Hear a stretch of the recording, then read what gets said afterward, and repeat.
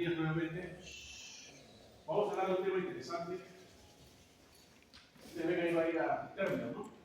Lesión renal aguda, insuficiencia renal aguda, falla renal aguda, fracaso renal aguda, aquí. ¿Por qué creen que hay bastante terminología en cuanto a este tema? O esta patología. ¿A ustedes cómo les han enseñado este tema? En la práctica. ¿Les han dicho insuficiencia renal aguda? Injuria renal aguda. En teoría ira y en la práctica aquí. En teoría, ira. Sí. Y en la Insuficiencia práctica. respiratoria. Insuficiencia renal aguda y en la práctica aquí. A ver, para ustedes, a lo que han leído, que han dicho, para ustedes, ¿qué es? Independientemente si le llaman insuficiencia, injuria, aquí. Para ustedes, ¿qué es la insuficiencia renal aguda? ¿Qué es para ustedes eso? Como concepto, no como definición, como concepto. Concepto es la idea general. El conceptualizo algo, es una idea general. Definición yo ya defino, le pongo criterio, no es otra cosa. Como concepto, como idea general, ¿qué es una insuficiencia renal? Pérdida aguda de la función renal. Puede ser Pierde la función renal. el riñón no cumple bien su función de El riñón no cumple sus funciones. ¿Ya lo llenan ustedes? ¿Lista llenada? Sí. No está todo. ¿Seguro? Ya. Gracias. Dele. Ok. Eso es insuficiencia, ¿no? Insuficiente. Ser incapaz de. No puedo cumplir las funciones que tengo que cumplir. O sea, cuando nosotros hablábamos en tiempo pretérito, de insuficiencia renal, decíamos que el riñón no funciona. No cumple las funciones. Y veíamos las manifestaciones de un riñón que no cumple funciones. Para eso tenemos que recordar cuáles son las funciones del riñón. ¿Qué funciones tiene el riñón? Depuración. Ah, Equilibrio hidroelectrolítico. equilibrio electrolítico, ¿qué más? Hormonal, ácido base, ¿qué más? Depuración de los productos nitrogenados. Azoados, Regula la presión arterial. regulación de la presión arterial, ¿qué más? Metabolo de calcio, fósforo, o sea, un montón de cosas, ¿verdad? Tiene un montón de funciones. Muchas de estas funciones se van a perder cuando yo tengo un problema agudo y algunas se van a manifestar ya cuando el problema es crónico, ¿verdad? Muy bien.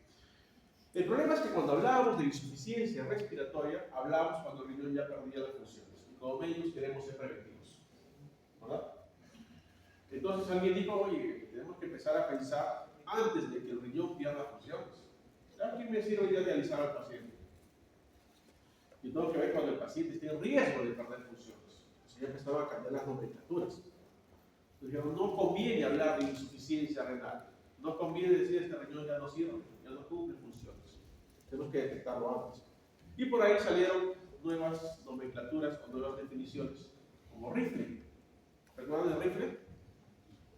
¿Han escuchado de Rifle? Clasificación de Rifle. Precisamente el Rifle, lo se llama Rifle, viene de riesgo, injuria y falla. Rifle. Rifle, ¿no? Rifle. Riesgo. Riñón en riesgo. Todavía no falla el riñón. De repente ni siquiera se eleva la creatinina. Injuria. Ya hay algo de daño renal. Algo. Pero el riñón se puede recuperar. Riesgo, injuria, acá ya hay falla renal. Lo bueno de esta nomenclatura es que ya me ayuda a reconocer pacientes que todavía no han fallado, que todavía no tienen compromiso funcional y menos compromiso anatómico o histológico, pero yo sé que el paciente ya puede en algún momento tener compromiso renal. Esto es pérdida y estadio final. Empezaron a hablar de eso. Esto fue el año 2004. El año 2007 alguien dijo, a mí me interesa más la parte aguda. Esto lo voy a separar. No me interesa el estadio final y no me interesa cuando hay pérdida renal. Me interesa la parte aguda. Y fueron los de Akin. Akin. Akin. Y salió la clasificación de Akin. Y solamente agarré estos tres. Ya no le puso Rifle. Se dijo Akin 1, Akin 2 y Akin 3. Según cuál tenga más severidad. ¿No? Y el año 2012, que son las guías que actualmente dejamos, son las de CADIGO. KDIGO. CADIGO. Este es año 2004, que ya hace 20 años. 2007 y 2012, KDIGO. CADIGO. Que son las que más o menos estamos actualmente hablando. Eso en cuanto, ahorita vamos a hablar, voy a mostrar las diapositivas. ¿Cómo definir? Y ahora sí definición, ya no concepto. Ahora sí definición, o sea, tú en quién dices tiene insuficiencia renal. ¿Cómo definirías insuficiencia renal? Lo que te han dicho, lo que sepas, no quiero que lo digas exactamente lo que dice la guía, lo que tú sabes ahorita o lo que tú crees. Nada está mal ahorita, nada es incorrecto.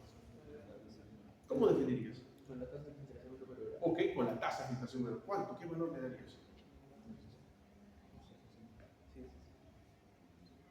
Mayor a 30. Mayor a 30. Ok, listo. El doctor dice un paciente que tiene tasa de filtración menor mayor a 30, yo digo que es insuficiencia renal aguda. Ok, ¿cómo definirías tú insuficiencia renal aguda? Deterioro musculoesquelético con acumulación de colágeno.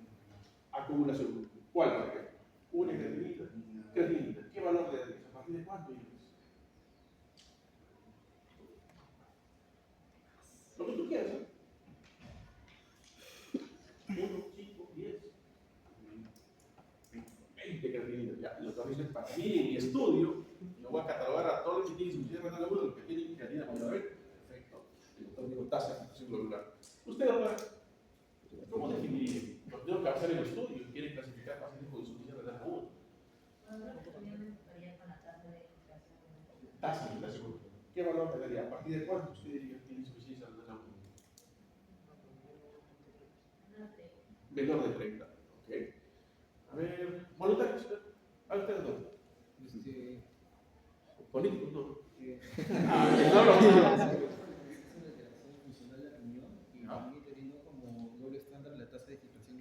la tasa de filtración glomerular. O sea, con eso tú vas a definir insuficiencia renal aguda. Perfecto. ¿Algún valor le vas a? Menor a 5. Menor a 5. Acá dijeron menor a 30, mayor a 30, menor a 5. El doctor usó creatinina. Sí, ¿tú qué usarías? ¿Tasa de filtración, creatinina? ¿No usas nada? ¿Otra cosa? Sí, usaría la creatinina. La creatinina también. Sí, aumento la creatinina 0.3 en 48 horas de Ya, basal. 0.3 en 48 horas. Ok, listo. ¿Alguien usaría otra cosa que no sea tasa de filtración, creatinina? La inyección renal, pero tiene varios criterios, descripciones. Pero tú, ¿cómo definirías? Yo no quiero que ya me digas, ¿cómo definirías a tu paciente? Tú aquí le dices, sí, usted tiene insuficiencia renal aguda. Sí, ¿Qué criterios debe cumplir? sí, presencia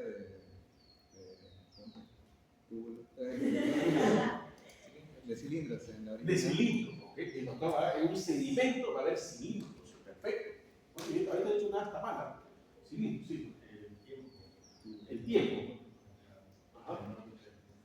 Ya. Menor de 3 meses. Pero, ¿qué va a pasar en este tiempo? Todo lo que han dicho ellos. Pero el menor ya, perfecto. Todo lo que han dicho ellos. O sea, tasa de filtración menor de 60, creatinina mayor de 20, o cilindros, pero el doctor dice que el menor de 6 meses, 3 meses. Perfecto. Se dan cuenta que ningún trabajo se va a parecer. ¿Sí o no? Cada uno tiene sus criterios. Y eso pasaba hace 20 años. Eso pasaba. Pues había un montón de estudios y uno publicaba, para mí, insuficiencia renal es creatinina mayor de 2, y algunos de orden del tiempo. Otros decían, para mí es creatinina menor de 1.5 en 6 meses. Otros decían, no, yo veo las iglesias, para mí es orina menos de 5 litros. Otros decían, no, para mí es orina menos de 1 litro. Otros decían, no, yo quiero estudiar la tasa de filtración glomerular. Eso pasaba. Entonces, con Rifle, con Akin, sobre todo con Akin y con Cádigo, ya se establecieron criterios homogéneos, que todos hablemos lo mismo, ¿no? Básicamente, hay criterios funcionales, ¿no?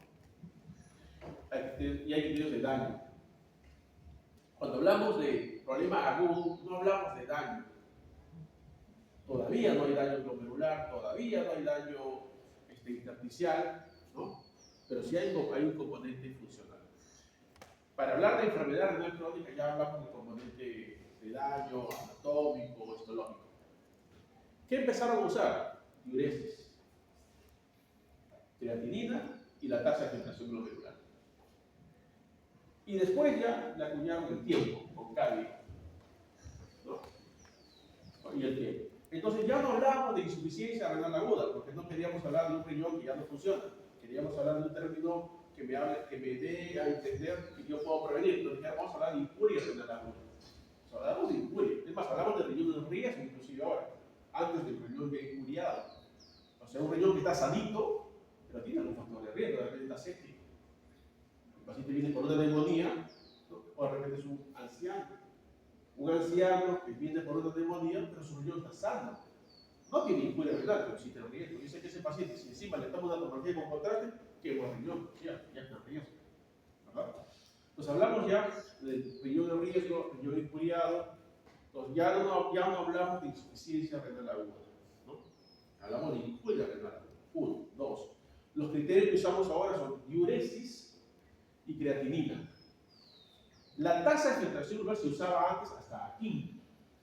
Con cálculo ya no usamos tasa de filtración glomerular, lo usamos para enfermedades renal crónicas. Pero ¿cuál es el problema? Si queremos nosotros hablar de un riñón de riesgo, queremos hablar de un riñón que podemos salvar, ¿cuánto demora en elevarse la creatinina? ¿Se eleva de inmediato? ¿No? ¿Y se eleva con mínimo daño renal?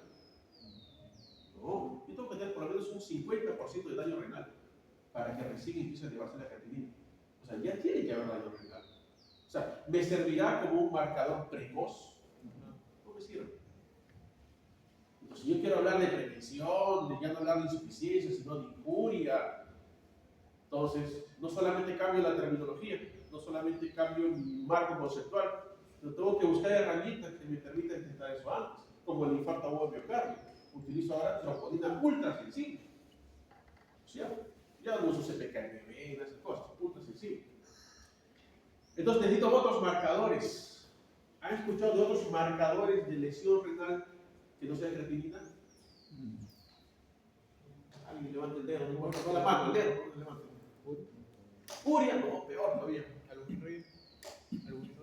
Albúmina no es marcador funcional, es marcador de daño. Lo usamos más para enfermedad renal crónica. Sí es un biomarcador, pero no es precoz. Ese es cuando ya daño. Precoz. ¿No han escuchado los nuevos biomarcadores de injuria renal? Bueno, eran nuevos en mi época, cuando yo era residente, el año 2007. Y ahí les voy a mostrar cuáles son. Esos biomarcadores, no, tampoco es cuando ya hay daño en la membrana. ¿Han escuchado de TIM1? Molécula de injuria renal, ENGAL, NGAL, cistatina C. Ese es cistatina, porque es el más conocido. Inclusive ya se usa. Inhibidor tisular de la metaloproteínas. Ojo, chicos, mi compañero universidad. Es la Universidad Científica del Oeste. No, ninguno de esos, única que tiene nada más, se ha quedado hace 50 años. Bueno, empezaron a descubrirse nuevos biomarcadores. No solamente que sean más precoces, o sea, que se eleven antes. A mí me interesa saber que ese riñón está en riesgo, no cuando está fallando. La creatinina se eleva muy tarde, la urea se eleva muy tarde. Bueno, la creatinina a veces ni se eleva, yo tengo enfermedad renal. Si estoy flaco, puto, abuelito, no se eleva la creatinina. ¿No es cierto? O sea, depende si estoy con diurético, de mi carga proteica, de mi masa muscular, si soy anciano o no, de la actividad física. O sea, no es un buen marcador. Se eleva por otras causas, que no sea enfermedad renal, y a veces ni se eleva. Entonces yo quiero marcadores más, uno, más precoces, que se eleven antes. Dos, que sean específicos del riñón y que me digan, sí, acaba de haber problema. Tres, si se eleva la creatinina, imaginemos que es precoz y que me dice si es del riñón, ¿me podrá decir en qué parte del riñón está el problema? ¿Será en el glomérulo? ¿Será en el intersticio? ¿Será en el túbulo? No, se eleva, ¿no? Sería excelente un marcador que me diga el daño es intersticial, el daño es tubular, el daño es glomerular. Sería interesante. Esos biomarcadores, eso es lo que se busca.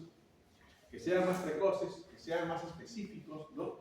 De compromiso renal, que me hable de recuperación también, cuando empieza a recuperarse el riñón, que sean accesibles, que no sean muy caros, ¿no? Y que se saque de orina y de sangre, ¿no? Es importante. Así es como se empieza a progresar el conocimiento y el enfoque de lo que ahora llamamos injuria renal aguda. Ya no hablan de insuficiencia renal aguda, ya no le crean solamente la urea y creatinina, piensen en otros biomarcadores. Tenemos que ser ahora más precoces para ver la prevención y qué riñones tenemos que ir así. ¿Okay? Vamos a hablar un poquito de eso. Yo pensé que tenía como 5 horas de charla, aquí preparé un montón de cosas. La primera parte vamos a pasarla, porque la primera parte era un repaso de fisiología. Ya lo leemos. Avanza, yo te voy a decir hasta abajo, ¿ya? Son nueve. ¿No bien para que yo le avance? ¿No tiene que para que yo... Sí, hay. Ya. Hasta un 43 se ve, pues, porque yo soy una no tenemos tiempo, por eso lo digo. Ya, si quieren, a ver, hemos hablado un poquito, ¿no? Ya sabemos cómo cada hijo define insuficiencia renal, ya sabemos, les habla un poquito de rifle aquí, ¿no es cierto? Les voy a hablar de los IECAS y los AINES. Usamos bastante antiinflamatorios no esteroideos, usamos bastante IECAS. ¿Cómo me altera eso la función renal? ¿Dónde trabaja eso? Muchísimo. En la arteriola aferente. Muy bien, arteriola aferente y eferente, ¿no es cierto? ¿Qué va a hacer los IECAS?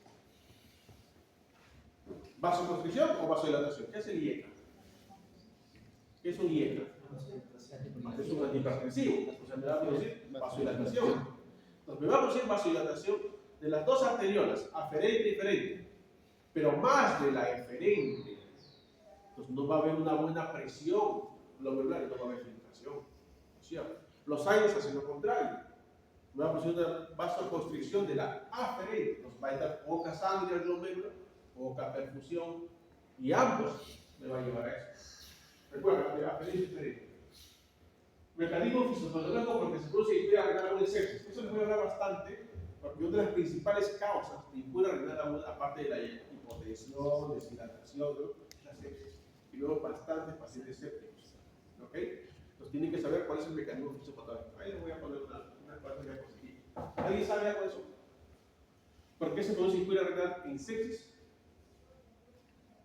Ven, ¿no?, paciente con, no sé, a ver, una apendicitis, una peritonitis, una neumonía, no sé, un problema dérmico. ¿Han visto pacientes sépticos con leucocitosis, chocados y que hacen injuria renal? ¿No ven pacientes?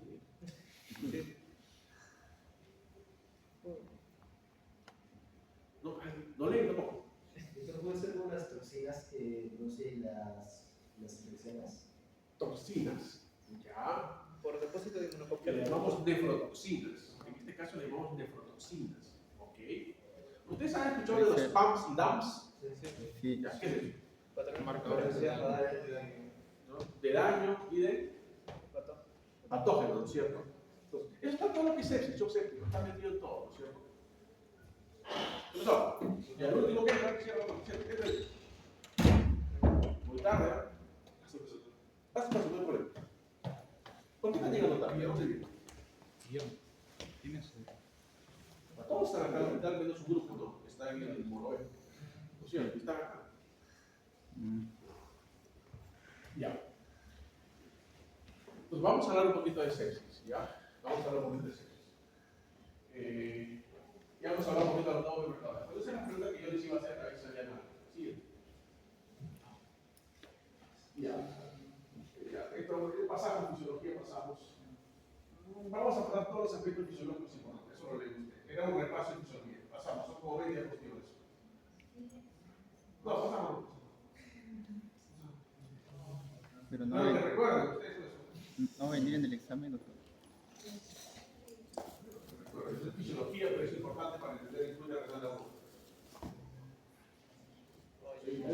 Algo rapidito, señor.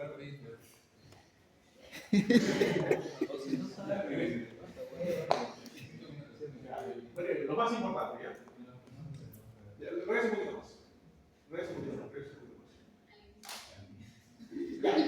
La anterior. Listo. Recuerden ustedes que tenemos, ahí dicen nefrones, ¿no es cierto? Pero los nefrones, ¿dónde se encuentran? En la médula corteza. En la corteza. Cuando tenemos hipoperfusión, shock, que es una de las principales causas de injuria renal, ¿qué se afecta más? ¿La corteza o la médula? La corteza, ¿por qué? da la filtración? La perfusión va de central hacia de la médula a la corteza. Del flujo sanguíneo renal, ¿cuánto se lleva la corteza? Ah, el El 80%. 80%. Entonces, si yo tengo hipoperfusión, va a ser afectada más la corteza. ¿Y quién está en la corteza? Los nefrones. ¿No es cierto? Y de todos los nefrones, ¿qué parte es la que está más en la corteza? Los glomérulos. Los glomérulos. Eso es lo que se va a afectar más. ¿Y qué son los glomérulos? Puros vasos sanguíneos. Puros vasos sanguíneos. ¿No es cierto? Eso es lo que se va a afectar más. Entonces, recuerden, hipoperfusión, shock, se afecta más la corteza porque tiene más flujo sanguíneo y ahí está lo que nos interesa. Seguimos. Ya. Y esos glomérulos, ¿no es cierto?, que están ahí, algunos están bien hacia la corteza y otros están bien pegaditos a la médula. Son los yuxta medulares. Es lo que yuxta, ¿no? Medulares.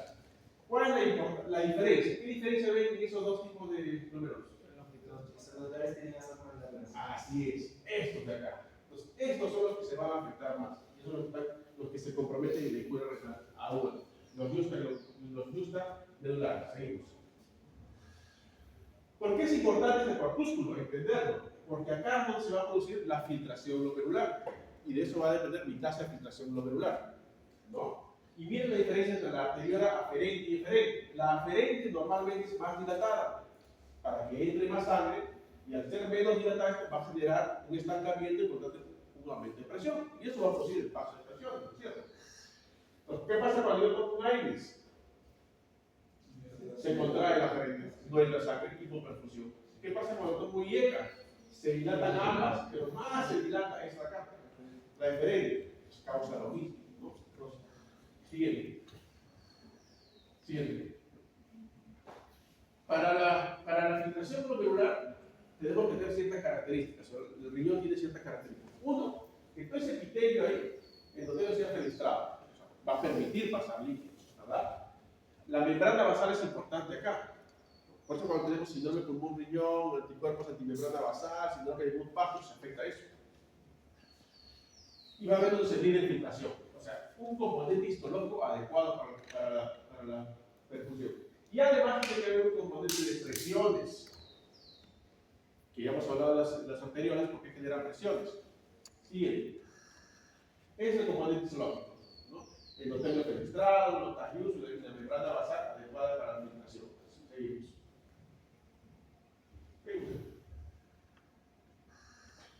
Acá. ¿Cuánta orina se filtra al día?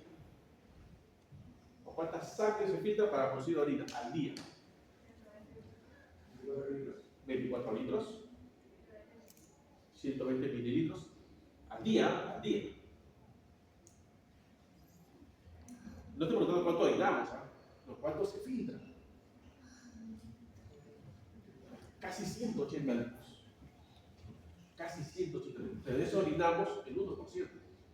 Un litro y medio, el rango más o menos, ¿verdad? ¿De qué depende esa filtración? De este dibujito. La filtración va a depender, uno, de la diferencia de presiones. Presión hidrostática. ¿Quién genera esa presión hidrostática? Dijimos, las arteriolas, aferente y eferente. Como una más gruesa, entra más sangre de lo que sale, genera la diferencia de presiones. Una presión coloidogótica, como en toda la sangre, las proteínas que van a jalar agua, ¿no? Va a jalar, va a impedir la filtración. Y una presión de la cápsula, eso amarillo que ven ahí, está abrazando a todos los números, va a producir también una presión. ¿Cuál es la diferencia neta? 10. Esa es la diferencia neta, 10 milímetros de mercurio. Acuérdense, 10 milímetros de mercurio es una diferencia neta que me va a producir la filtración, o sea, a favor de la filtración. ¿Qué pasa si yo pierdo proteínas? ¿Qué pasa si aumenta la presión de la cápsula? ¿Qué pasa si aumenta o disminuye mi presión hidrostática? Me va a alterar la filtración. Si yo estoy hipoperfundido, hipotenso, en shock, disminuye la presión de perfusión. No va a haber filtración. No va a haber filtración. ¿Qué pasa si yo tengo un cálculo o un tumor que me obstruye las vías urinarias? Me va a aumentar la presión de la cápsula. Tampoco va a haber presión, ¿no es cierto? No va a haber perfusión. Y eso me implica las cirugías renales postrenales obstructivas, ¿verdad? No hay filtración. Recuerden, 10, seguimos. Ya. Entonces, la tasa de filtración glomerular depende de ese de esa presión neta de filtración. Esa presión neta de filtración que es 10 milímetros de mercurio, ¿no? Por una constante que es 12.5, que está ahí, ¿no? 12.5. ¿Eso que me va a dar? 125 mililitros por minuto, lo que es una doctora por ahí, era por minuto. La filtración por minuto. Si ustedes multiplican eso por 24 horas, les va a salir 180 litros, que es la filtración, lo que se filtra, ¿no? Pero eso cuánto ayudamos, solamente 1 o 2%, porque casi todo se reabsorbe. ¿Dónde se reabsorbe todo? O casi todo. Está proximal, ¿cierto? Ahí se reabsorbe ¿qué? Sodio, ¿qué más? Glucosa. Agua, no tanta agua, ¿qué más? Glucosa, muy bien. Se reabsorbe casi todo. O sea, cuando yo tengo una acidosis tubulorenal proximal tipo 2, pierdo eso, ¿no? Muy bien. ¿Dónde se reabsorbe más agua? ¿Ah? La grasa. Entonces el colector del lector con el mecanismo contracorriente, y eso vamos a hablar ahorita. Sí.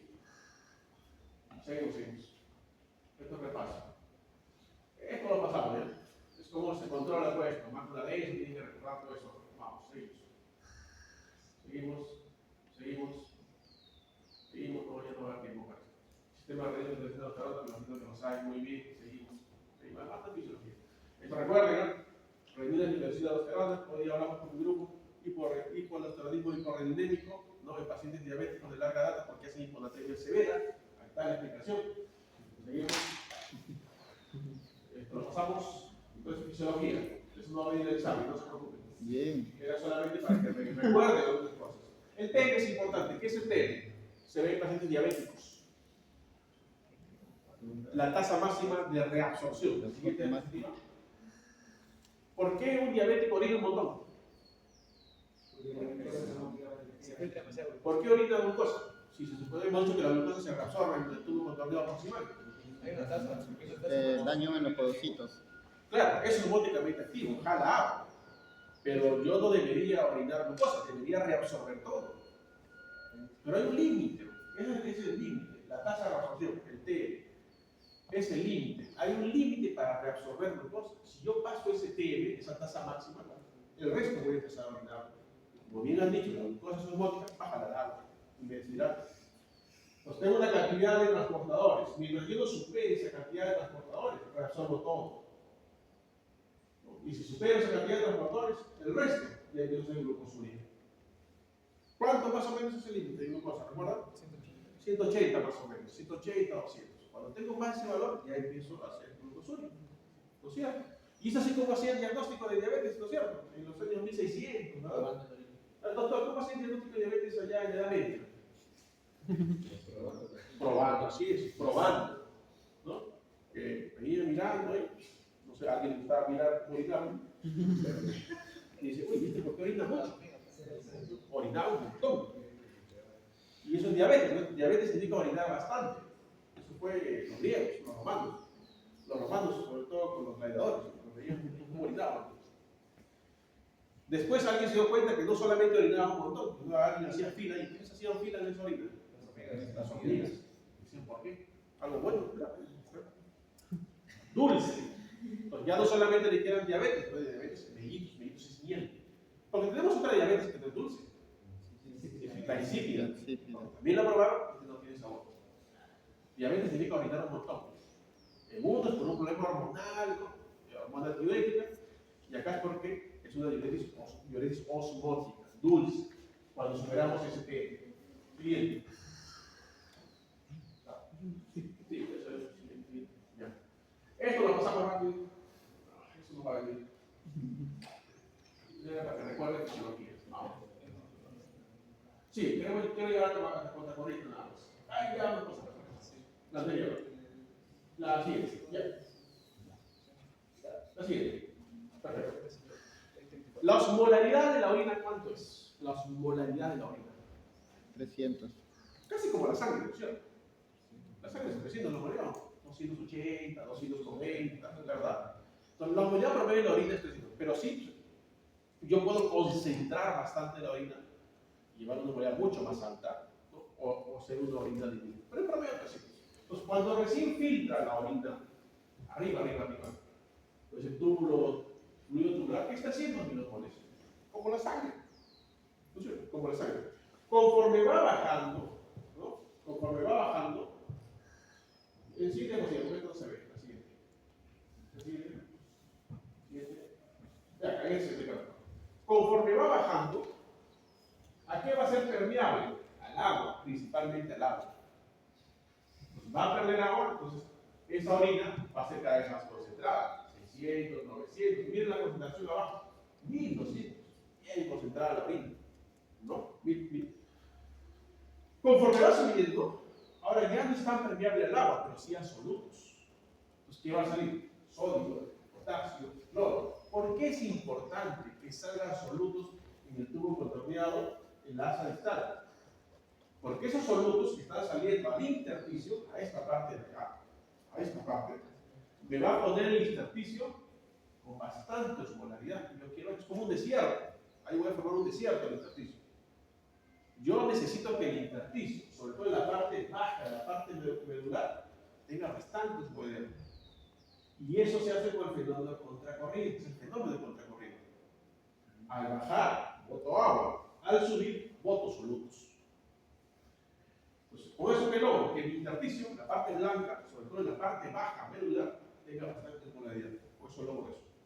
Pero mi orina estaba con 300, va bajando 1200, y como cuando va subiendo, va botando electrolitos, otra vez baja la orina. Está así, una orina bien diluida arriba, antes de entrar al tubo colector. Bien diluida. ¿Qué quiere decir? Que si yo no tuviera el tubo colector y de frente orina arriba, orina bien diluida. ¿No es cierto? Cuando hago eso, una vez que entro al tubo colector, el tubo colector es permeable básicamente a agua uria. Pero ¿cómo está la médula? Es un desierto. Necesito agua. Conforme va bajando la orina, voy deshidratando la orina, voy recuperando el agua. Y ahí lo recupero casi los 180 litros.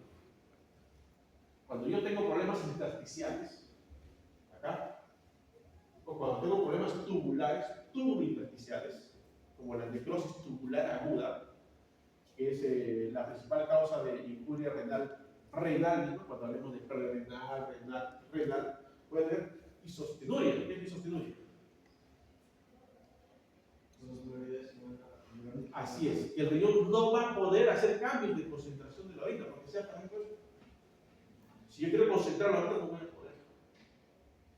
Si yo quiero diluir la orina, no voy a poder, porque se pierde por eso. En la necrosis tubular aguda, hay problema intersticio y problema túbulo. Cuando yo tengo un problema de injuria renal aguda, prerrenal, cuando el problema es antes de todo esto, cuando yo me hipotencé y acá está todo sano, ¿mi riñón podrá concentrar o no? Sí, porque entonces está sano. Y eso me explica por qué, cuando ustedes me preguntan, y siempre viene esto en el examen, ¿cuánto es la tasa para la fracción excretada de sodio? Me preguntan. ¿O cuánto es el sodio urinario? Para diferenciar una injuria renal o prerrenal. Si es renal, ¿habrá daño acá? Sí. ¿Podré concentrar la orina? No. ¿Podré reabsorber sodio? No. Voy a perder un montón de sodio. ¿Cómo será mi fracción excretada de sodio? Alta. ¿Cómo será mi sodio urinario? Alto. Cuando es problema renal. Cuando es prerrenal, esto está sano. Sobre todo al inicio, ¿no? El problema es porque me hipotencé. Esto funciona así. ¿Cómo estará mi fracción excretada de sodio? Bajito, menos de 1%. ¿Cómo estará mi sodio urinario? Bajo. Algunos libros dicen menos de 20, otros dicen menos de 30. La idea es que esté bajo, porque esto todavía funciona. Eso me hace diferenciar con una injuria renal de renal. Por eso es importante esos aspectos fisiológicos. Siguiente. Esto es lo mismo, seguimos. Muy bien. Definición de ira, no creo que ya hemos conversado bastante, seguimos. Esto es lo que ustedes dijeron, yo les pregunté esto al inicio. Cada uno definía de una manera. No soy investigador, ni para mí es ninguna renal, para mí es, yo utilizo creatinina, más de 2, más de 4, más de 5, otro dice no, yo quiero el incremento de creatinina, otro dice no, yo quiero el descenso de la tasa de filtración glomerular. Otro decía no, yo utilizo el MUP, el nitrógeno, otro dice no, yo utilizo la diuresis, yo utilizo 500, otro utilizaba 200, nadie se ponía de acuerdo. Así como ustedes, nadie se ponía de acuerdo. Tratanos a pelear ustedes. Siguiente.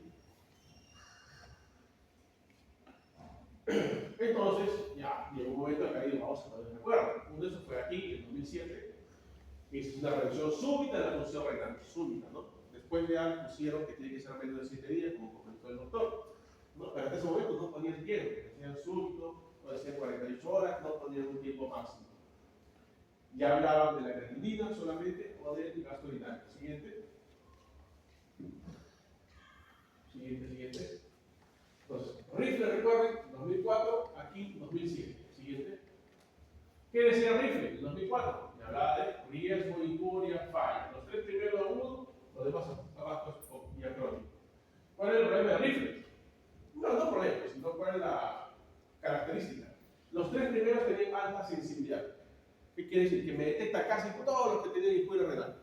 Así no lo tengo. Decir, no importa, tú tienes, ven conmigo. Esas son las pruebas muy sensibles, ¿no es cierto? Las pruebas muy sensibles no les interesa, reaccionan rápido. ¿No? Hoy es muy sensible, te hecho una broma y después te molestaste. Así soy. Es una prueba muy sensible. Reacciona rápido. ¿No es cierto? Reacciona rápido. Así sea un paciente sano, lo detecta como enfermo. Como el ELISA de primera generación de VIH. Prueba muy sensible. Oh, pero yo ni siquiera tenía pareja, nada, no importa, saliste positivo. Y después ya por eso salieron el Western Blot, aunque ahora casi ya no se usa el Western Blot porque han salido ELISA hasta la cuarta generación que ha subido su especialidad también. Entonces, alta sensibilidad. ¿Qué me decían? Utilizaban la tasa de filtración glomerular, como algunos de ustedes decían. ¿No? Ellos también usaban la tasa de filtración glomerular. ¿No? Y la diuresis. Tasa de filtración, diuresis y creatinina. Esas tres cosas usaban. Vino aquí la siguiente. Aquí, de 2007, sigue, ya hemos salido por eso. Y aquí digo, yo voy a agarrar solamente los tres primeros de los rifles. Quiero la parte aguda. No uso el estadio final, no uso pérdida. ¿No? Y la voy a catalogar en grado 1, grado 2 y grado 3. Y le voy a poner un tiempo a la diuresis. Dice el que me orina menos de 0.5 en 6 horas, ya grado 1 y cura renal.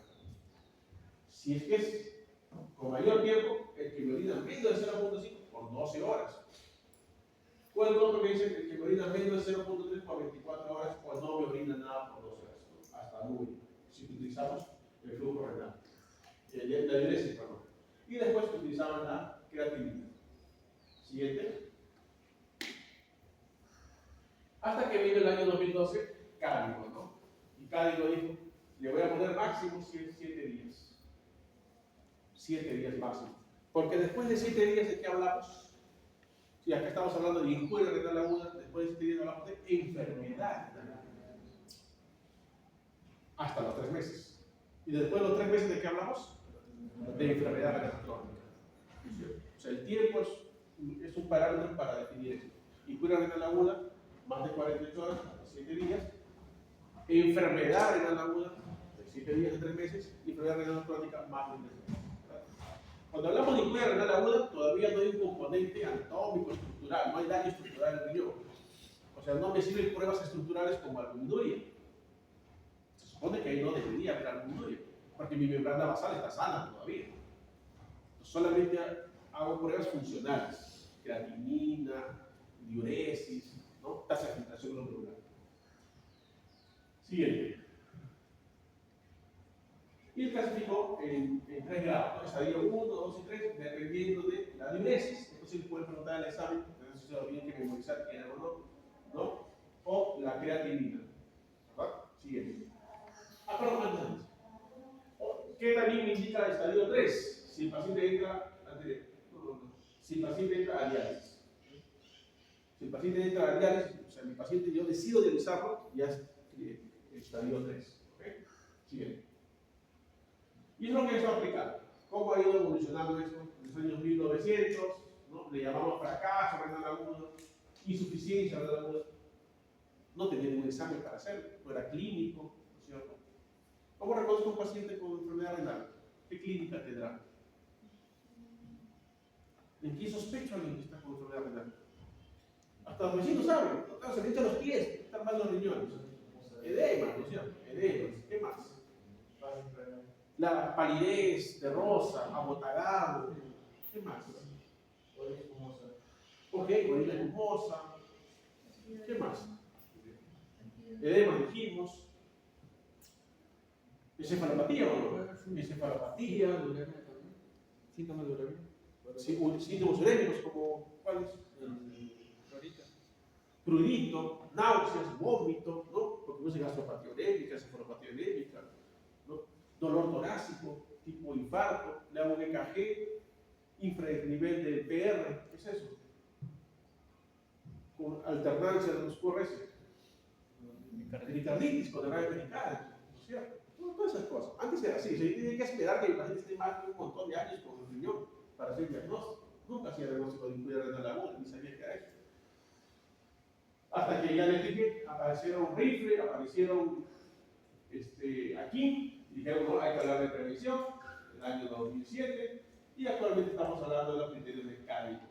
Y hablamos ya de estrés renal, de incuria renal, de riesgo y de los nuevos biomarcadores. Seguimos. ¿Qué tenemos ese problema? De los que se dializan. ¿Ustedes han visto pacientes en diálisis? Hay bastante, ¿no? Hola los pacientes. Los pacientes que se dializan acá, que vienen por primera vez que se dializan por emergencia, después tienen que buscar un lugar cerca de su distrito donde tengan que dializarse. Si quieren ser nefrólogos, ponen su centro de diálisis, la hacen limpia. ¿Ya? Dicen, de los pacientes hospitalizados, miren qué porcentaje de pacientes tienen incuria renal. 30%, 25%, 32%, 20%. O sea, casi la tercera parte de los pacientes que se hospitalizan, y sobre todo en unidades críticas, hacen incuria renal. Es un montón de gente. Un montón de gente. Seguimos.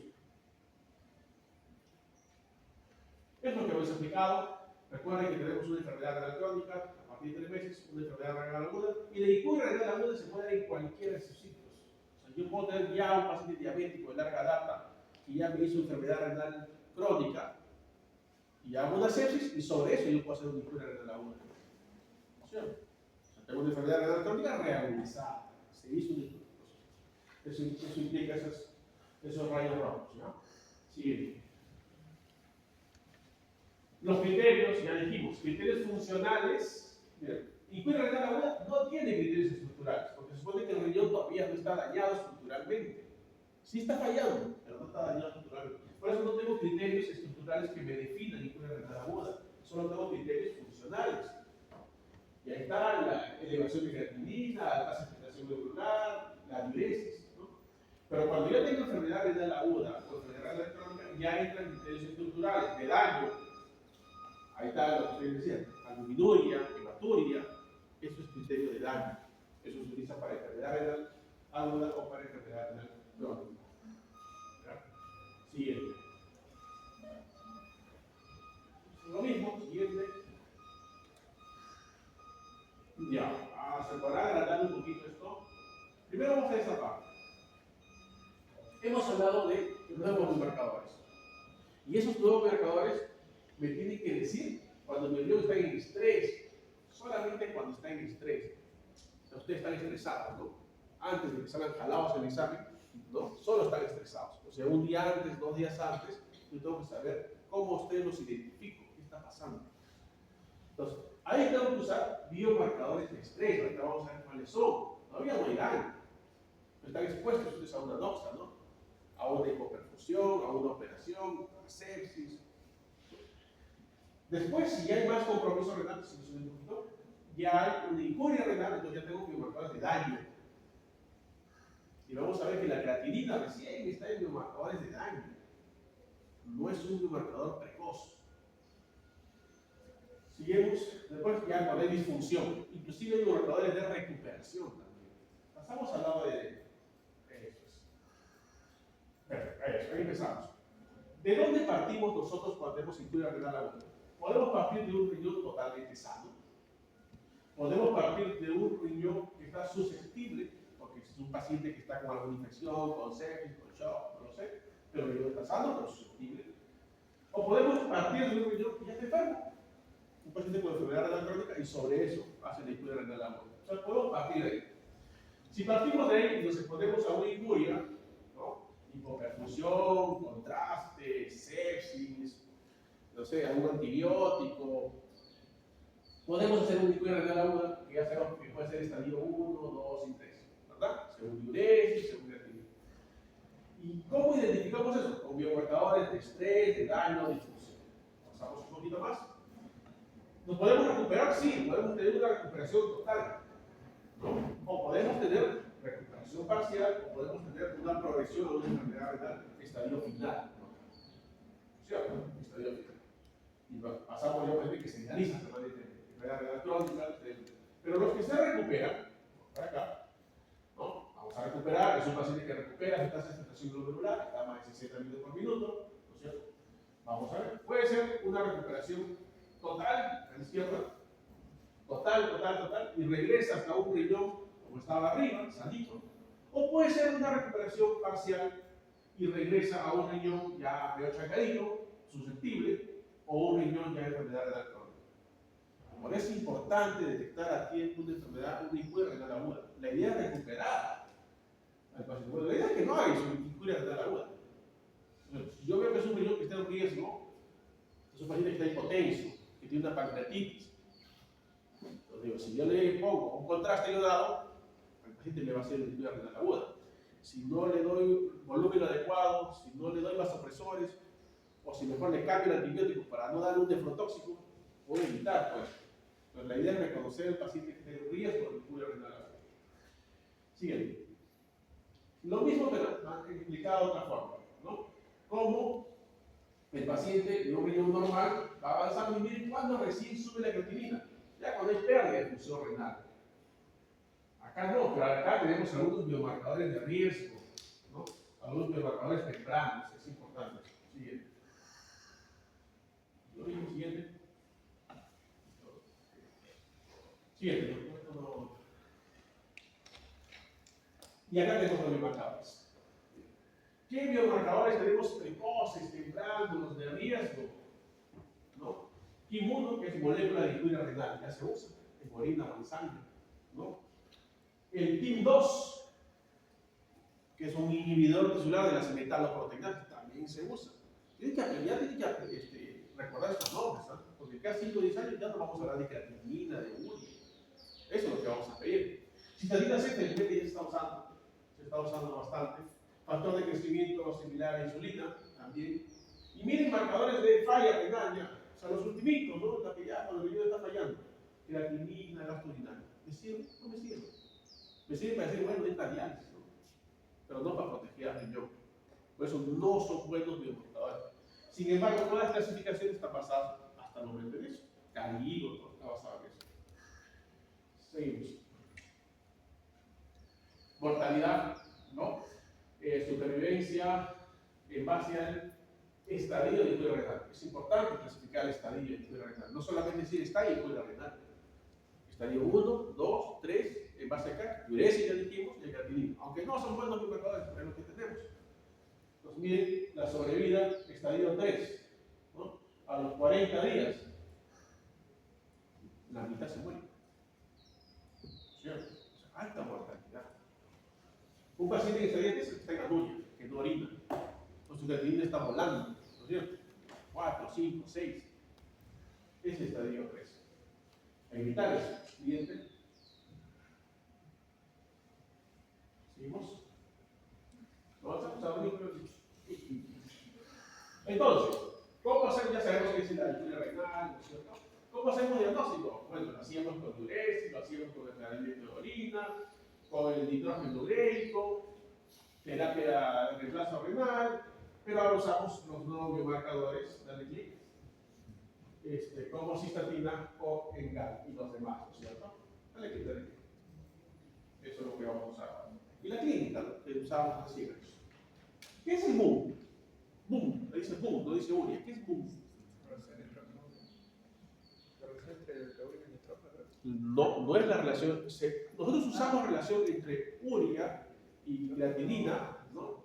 También para ver si es renal, pero acá no se refiere a eso. Boom. De sangre debe ser. El boom es urea. Ya, sí. Nitrógeno ureico en sangre, ¿no es cierto? Nitrógeno ureico en sangre. Los gringos utilizan eso, no usan la urea como marcador. Nosotros usamos la urea. ¿Ustedes se acuerdan la fórmula de osmolaridad? ¿Cómo calculo la osmolaridad en sangre? 2 por el sodio Entonces, sodio más Muy bien, 2 por el sodio, glucosa sobre 18. glucosa entre 18, con la urea entre 5,6. 2 por el sodio, más la glucosa entre 18, más urea entre 6, ¿no es cierto? Entre 6. Los gringos no usan urea entre 6, utilizan boom entre 2.8. Y es lo mismo. Pero ¿de dónde salen estos números? ¿Alguien sabe? Tienen que saber cómo, chicos. ¿Dónde se marcos? ¿De dónde salen los números? A ver, están cerrando los ojos, no todo.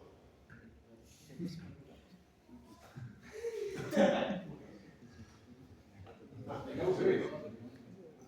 Tiene razón, acá no se ve. ¿De dónde salen esos números?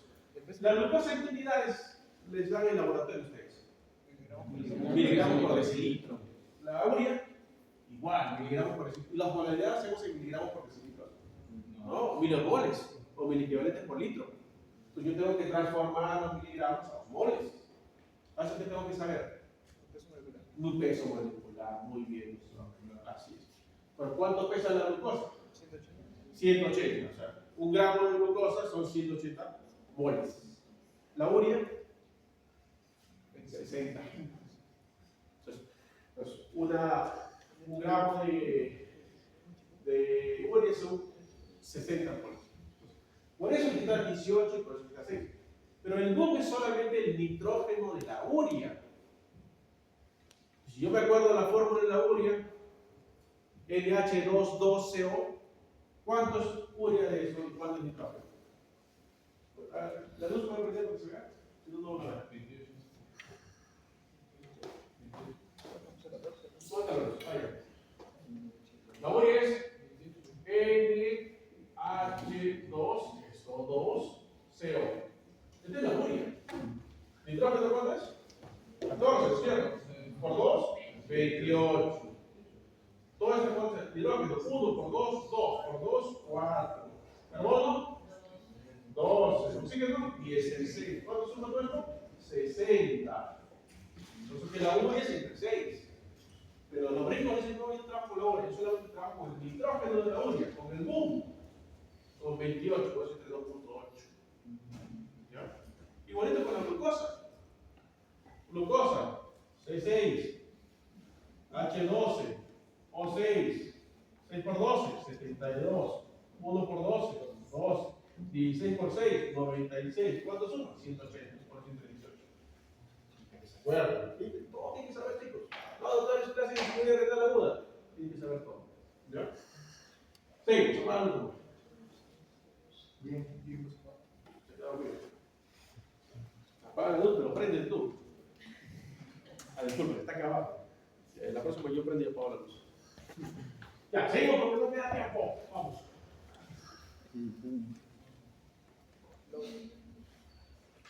Seguimos. Ya, entonces ya hemos hablado de los lobbies, recordadores, ya sabemos por qué son estos. Seguimos. Seguimos. Acá está todo lo que se ha explicado hasta ahí, ¿no? ¿Por qué no sirve la urea? ¿Por qué no sirve la creatinina? ¿Por qué no sirve el ácido hidráulico? Seguimos. Ya lo leo. ¿Y cuáles son las propiedades deseables de los nuevos biomarcadores? Bien, se ha explicado. Siguiente. Y esto es lo que digo. Los nuevos biomarcadores sí me pueden decir de qué parte son. La urea creatinina no. Nuevos biomarcadores me dicen el tubo proximal. ¿Quiénes se elevan? Kim1, interleuquina 18. ¿No es cierto? En grasa ascendente, en GAL. ¿No? Tubo colector, interleuquina 18, en GAL. Entonces, ahí sí yo puedo saber. Ah, tiene un componente intersticial, es un componente glomerular, es un componente tubular. Son más específicos, no solo del riñón, sino hasta de qué parte del riñón está fallando. Si yo sospecho de necrosis tubular aguda, ya, tubular. Una nefritis intersticial, intersticio. Una glomerulitis rápidamente progresiva, glomérulo. Me ayuda bastante. La creatina me dice eso, no me dice nada de eso. De repente ni tiene injuria renal el paciente y estoy catalogando como injuria renal. Siguiente. Entonces, les dije que vamos a hablar un poquito de sepsis. Entonces, un ejemplo para aplicar esto Es un paciente que está sano, normal, tiene un proceso séptico infeccioso, todavía no ha hecho compromiso renal. Ojalá que no lo haga, pero ya está con riesgo. Biomarcadores de estrés. Estos se elevan antes que el paciente lleve creatinina, antes que el paciente deje de orinar, ¿no? Antes que tenga acidosis y todas esas cosas. Se elevan antes. El GAL, TIM2 y el factor de crecimiento similar a la insulina. Ojo, que si a mí el doctor Valencia me dice, haga preguntas, voy a preguntar esto. Lean esto, veamos los marcadores, cuáles son difunas, cuáles son precoces. ¿Ya? Ya si el riñón ya tiene algún grado de injuria, ya está, inmuno, ya hay albuminuria, ¿no es cierto? Otros. Funcionales, ahí recién aparece la cistatina C, la creatinina, miren.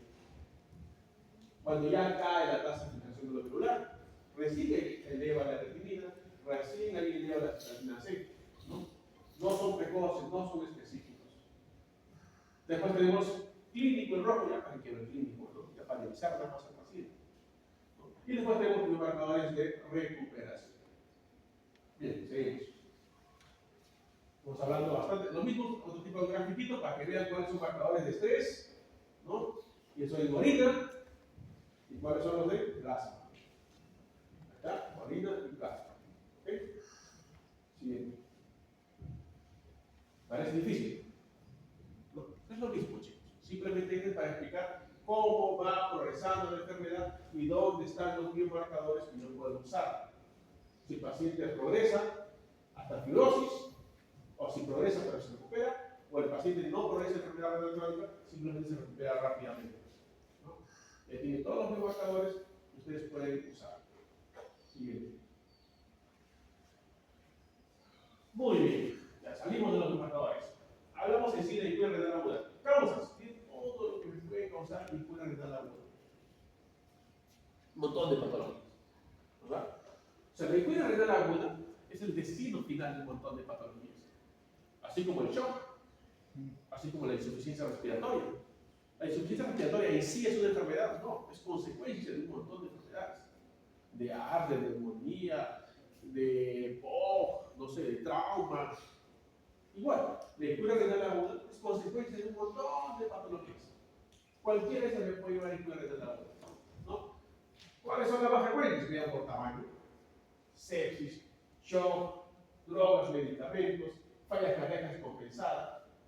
Y son los pacientes que entran a la emergencia en los hospitales. Vienen por su falla cardíaca, terminan haciendo un cardiorenal, injuria renal aguda.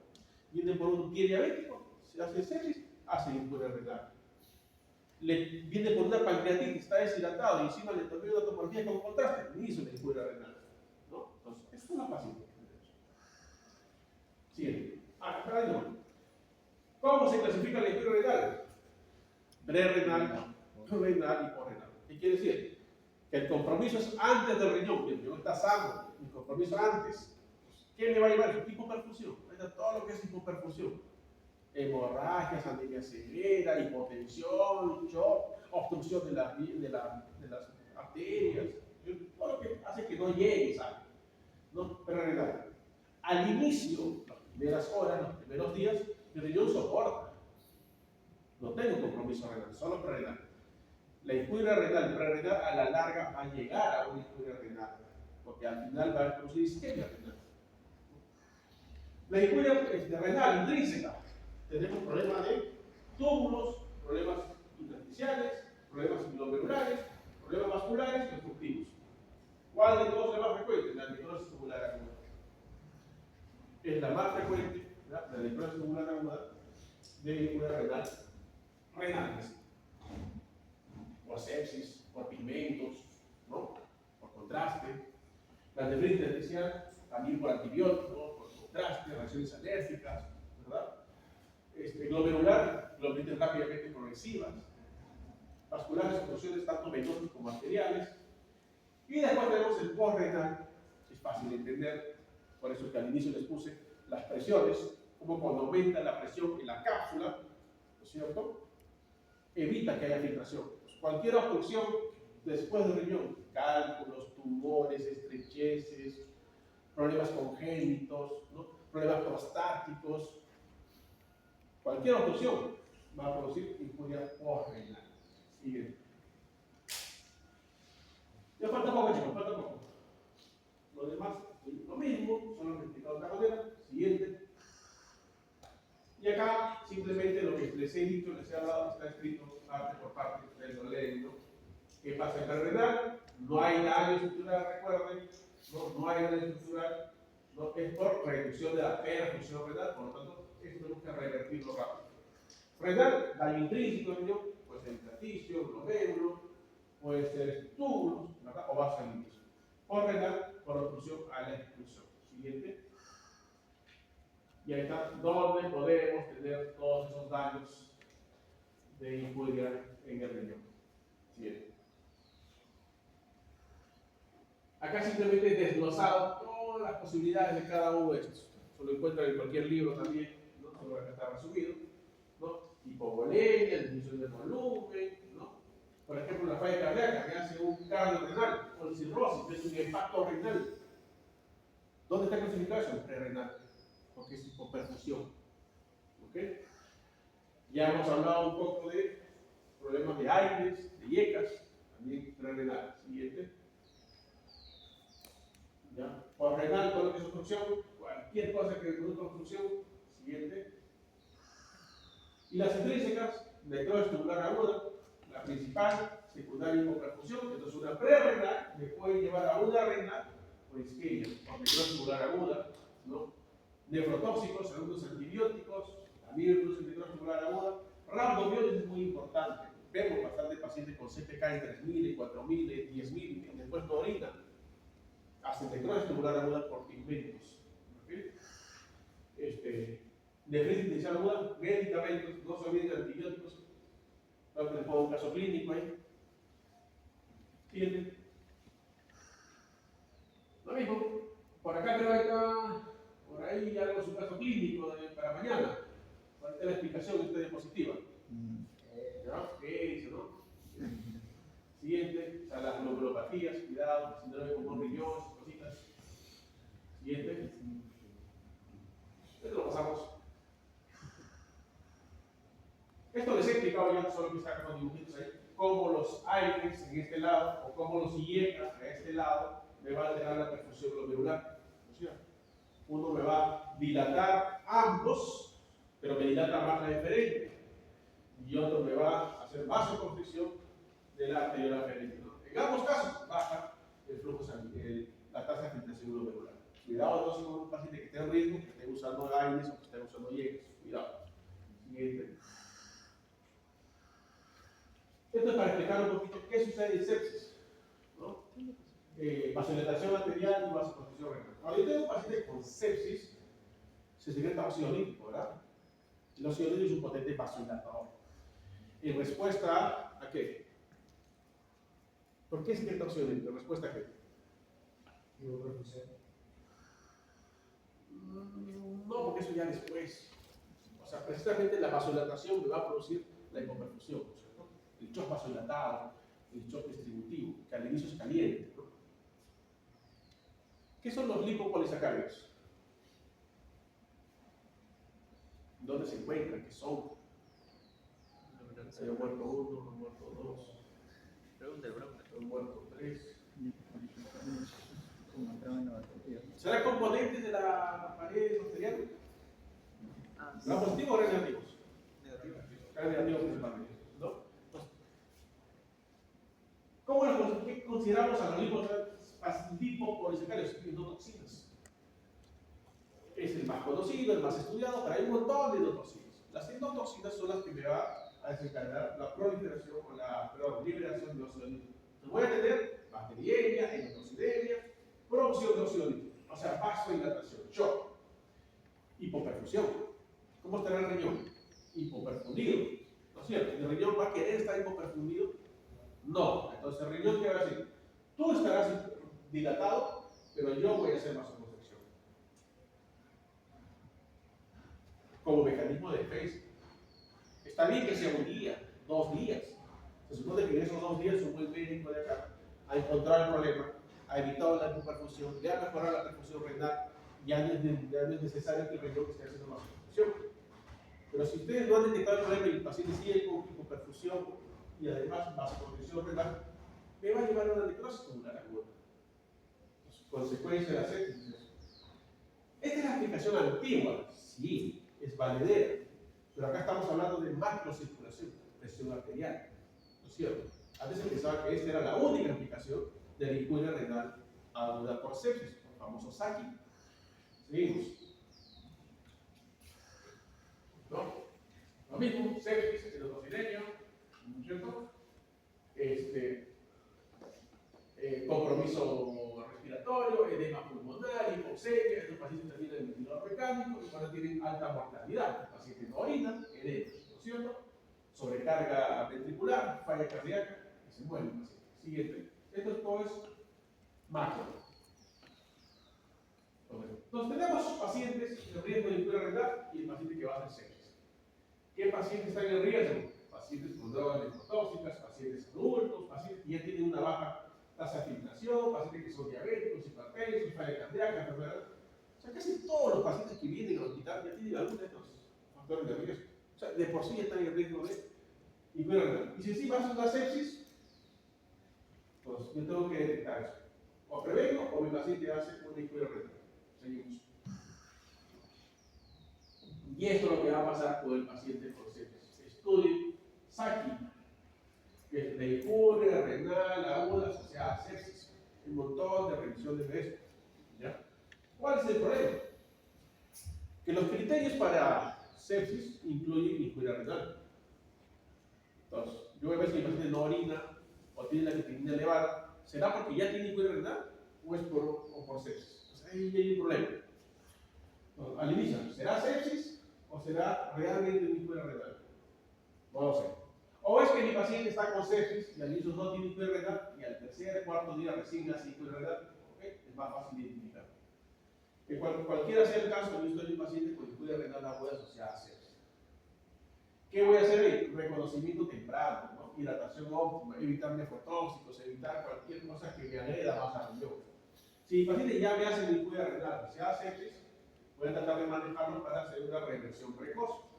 Porque si no, mi paciente va a hacer una enfermedad renal aguda, puede progresar a una enfermedad renal crónica y ya se queda con la enfermedad renal crónica, con diálisis o sin diálisis, pero ya con la enfermedad renal crónica, y eso me da el riesgo de muerte. Cuidado entonces con el SACI. Seguimos. Pues acá para explicaros un poquito.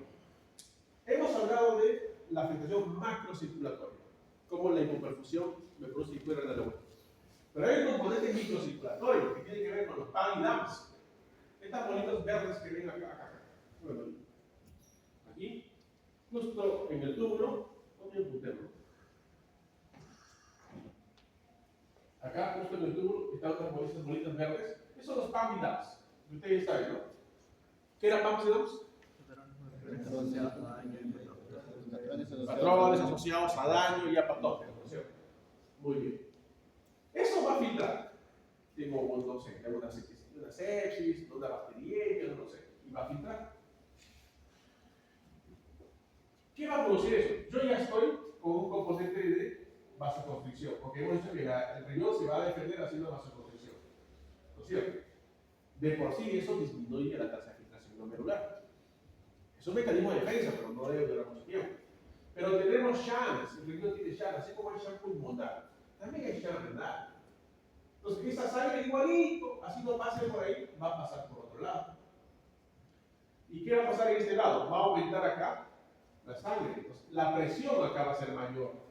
Y si acá va a ser la presión mayor, no va a poder filtrar, no se va a poder reabsorber. ¿No es cierto? Va a aumentar la presión acá también.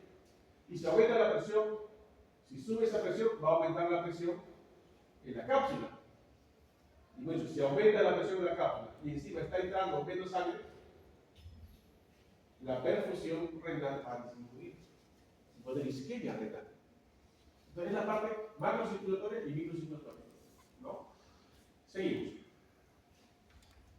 Pero también, seguimos. Hay la reprogramación metabólica. ¿Han escuchado ustedes de reprogramación metabólica? Es que les gusta la bioquímica. ¿Oncología han llevado? qué sobreviven las células oncológicas y cómo podemos atacar. Porque va a existir Y un remodelado. Ya, evade el sistema inmune es uno, y otro, Remodelado. ya, y otro porque la célula es muy mosca, muy viva. Dice, yo solamente voy a dar energía a las funciones necesarias. Funciones innecesarias, lo elimino, ¿cierto? Eliminar. Por ahí también está, ¿eso cómo se llama? Lean ustedes el efecto Warburg. Busquen eso. Se estudió primero en cáncer. Pues ahora se está haciendo tratamiento sobre eso. Ya no es radioterapia, quimioterapia que te daña todas las células, sino precisamente eso. Entonces, el riñón, cuando está en sepsis, cuando está en problemas, dice, ok, tengo poca energía, entonces esa energía la voy a llevar solamente para funciones necesarias. Muchas funciones ya no las voy a cumplir, con tal de sobrevivir. En el cáncer es con tal de reproducir, acá es con tal de sobrevivir. Entonces, ¿qué va a pasar? Un montón de transportadores no van a funcionar. No va a haber reproducción celular. ¿Y qué va a empezar a hacer? Producir ATP, pero esa producción de ATP es una reprogramación metabólica. El problema es que esto me va a llevar a la formación de un montón de lactato, acidosis metabólica, hiperlactacidemia, daño tisular y daño endotelial. Entonces, toda esta sepsis y inflamación va a seguir. Por protegerse el riñón, por hacer esa reprogramación, al final va a seguir haciendo más daño. Entonces, todos los mecanismos más estudiados se pueden renal por sepsis. Efecto Warburg, reprogramación metabólica. Seguimos. ¿Qué pasa ahí con el trauma? Síndrome comportamental. ¿Qué es el síndrome comportamental? Aumento la presión. Ya me están asustando. No me preocupa, me asustan ustedes. No sé que me atiendan con eso. Cuando aumenta la presión. Aumento la presión. presión en cualquier compartimiento. El más estudiado es en traumatología. Síndrome comportamental, no sé, por un trauma, aumenta tanto la presión que me va a producir isquemia, ¿no? Porque no va a haber salida de sangre. Ingreso sí va a haber. La parte arterial entra, pero no sale. Más edema, más presión, necrosis. Lo mismo pasa en abdomen. Síndrome comportamental abdominal. Aumento de las presiones intraabdominales. ¿Y eso a quién va a presionar? A los riñones. Y al presionar a los riñones, le vamos a decir hipoperfusión renal. ¿Qué me puede dar síndrome comportamental abdominal? ¿Qué creen ustedes que me puede aumentar la presión intraabdominal?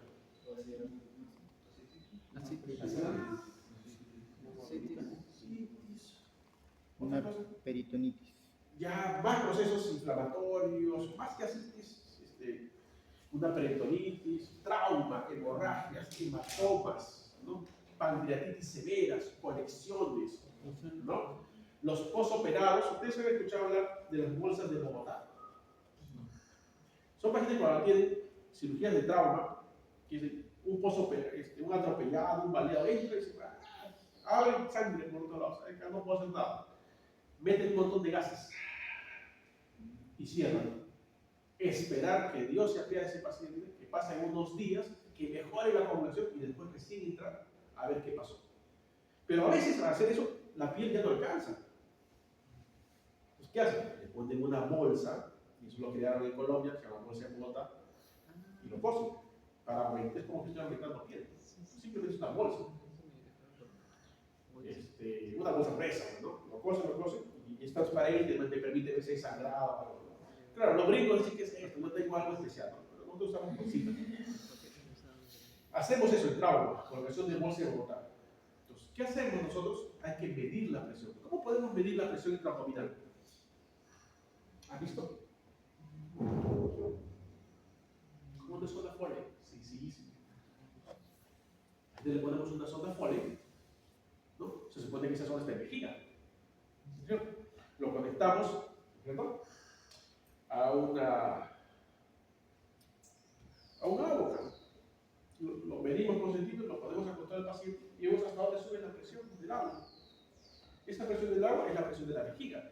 Y la presión de la vejiga está junto al abdomen y es una presión similar a la del abdomen. Y me dicen qué presión abdominal tengo. Síndrome comportamental entonces, también.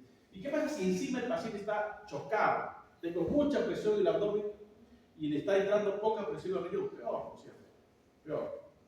Paciente con síndrome compartimental con shock, hipoperfusión. Siguiente. Vamos, chicos, yo también lo estaba diciendo. Entonces, es importante nuevamente identificar factores de riesgo, identificar factores encadenantes. Yo no quiero tener un paciente en diálisis. Factores prerenales, todo lo que es hipovolemia, ¿no? Y también falla cardíaca, falla hepática, o sea, cirrosis. Está hinchado, por eso el líquido no está en el vaso sanguíneo. Entonces el líquido, el paciente que está hinchado está en el intersticio, está afuera. La circulación efectiva es poca, o sea, el paciente está hipoperfundido. Y eso, por eso le hacen gripato renal, le hace cardio renal. Siguiente. Factores encadenantes de fracaso renal, bueno, nefrotóxicos, ya hemos hablado, sepsis, siguiente, rhabdomiolisis, seguimos, ¿no? Por renal, cualquier obstrucción. Vamos, siguiente. Entonces, esto es sencillo, ustedes lo leen y entienden facilito ustedes. Entonces, un paciente con una enfermedad prerenal, hemos dicho, por hipoperfusión, por hipovolemia, por shock, si yo no soluciono rápido el problema, puede llegar a un proceso renal, a una necrosis tubular aguda. Cuidado, no esperemos que llegue a eso. ¿Ok? Bien. Causas, hemos ido hablando de las causas. Esto lo vamos a pasar rápido. Todas las causas de hipoperfusión, acá. Todas las causas de hipoperfusión renal aguda. Siguiente, esto lo vamos a pasar rapidísimo. Hipovolemia, difusión de la falla cardíaca, vasodilatación, síndrome hepatorenal, seguimos, todo eso me causa hipoperfusión, ¿verdad? Hipoperfusión renal establecida, seguimos. Esto es importante, lo que yo les estaba explicando. ¿Cómo reconocer una hipoperfusión renal establecida, ¿no? Ya establecida, de una prerrenal? Eso es un cuidado que siempre les gusta preguntar. Hemos dicho que en una hipoperfusión prerrenal el riñón todavía funciona. O sea, me puede concentrar la orina, me puede reabsorber sodio, entonces. Y en una renal establecida ya no puede hacer eso. Entonces, lógica nada más.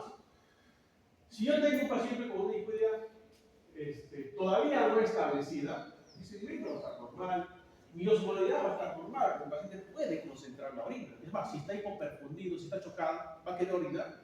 No, va a querer concentrar la orina, va a orinar poco, pero con buena osmolalidad. Pero la osmolalidad va a estar alta. ¿Botará sodio? El paciente que tiene una enfermedad prerrenal todavía no establecida. No, va a reabsorber sodio porque quiere recuperar sodio y agua. Entonces no va a botar mucho sodio. Entonces mi fracción excretada de sodio va a ser menos del 1%. Mi sodio urinario va a ser menos, algunos ponen 10 menos. Lo contrario pasa cuando ya tengo una necrosis tubular aguda o cuando ya tengo una enfermedad renal establecida. No puedo reabsorber el sodio, boto un montón de sodio. Mi fracción excretada de sodio, más del 1%. Mi sodio urinario, más del 40%. ¿Podré concentrar la orina? No voy a poder concentrar la orina. Entonces la orina va a estar con una osmolalidad baja. Y ya voy a tener marcadores de daño como cilindros. Cuando tengo cilindros urinarios, hemáticos, eso ya hay daño. Entonces quiere decir también que hay más tiempo, ¿no? De enfermedad. Seguimos. Nefrotóxicos, todo lo que puede producir este compromiso renal, ¿verdad? Seguimos. Uropatía obstructiva también. Entonces, leer nomás, chicos, obstrucciones.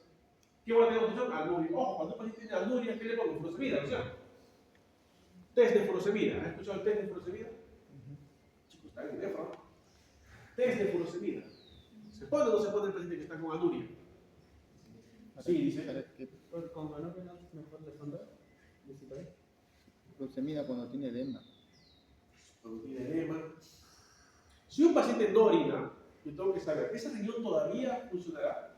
Es el test de furosemida. Yo le pongo furosemida para ver si todavía funciona. Si no funciona, ese paciente se va a diálisis. Pero, tengo que ver que el paciente no tenga un problema obstructivo. De repente no orina porque tiene un cálculo y no es porque el riñón está fallando. Quemo el riñón. El paciente está con lobo vesical y no orina porque está obstruido. Para hacer el test de furosemida, primero tengo que descartar que la anuria no sea por un problema obstructivo. Cuidado. Estoy poniendo furosemida y el paciente ya era prostático, ya era por el tema de la próstata. Le ponían la sonita y era suficiente. Cuidado. Entonces, si se usa furosemida, pero hay que ver esas cositas. palpen globo vesical, muchas veces les pasa, doctor Morín, le he puesto furosemida, me duele, globo vesical. Cuidado. Laboratorio es importante, ecografía. Hiperviabilizar la vía urinaria. Siguiente. Siguiente, chicos. Glomerulonefritis es poco frecuente, pero tenemos como las rápidamente progresivas, ¿no?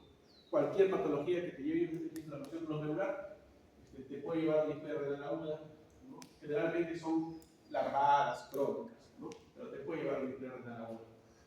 Cualquier glomerulonefritis, sobre todo las rápidamente progresivas. Siguiente. Nefritis intersticiales. Nosotros tenemos muchos hantavirus en Chile, hay hantavirus. ¿Han escuchado ustedes hantavirus? Sí. Es hemorrágicas, ¿no es cierto? Parecido al ébola. ¿Ok? Lo que sí tenemos nosotros problemas intersticiales por antibióticos y aires. Busquen eosinófilos. TB eosinófilos en sangre y en orina. Piensen en nefritis intersticial. Pregunten qué antibiótico estaba tomando o tiene alguna enfermedad reumatológica. Leptospira y leptospira hemos visto amigos. Siguiente.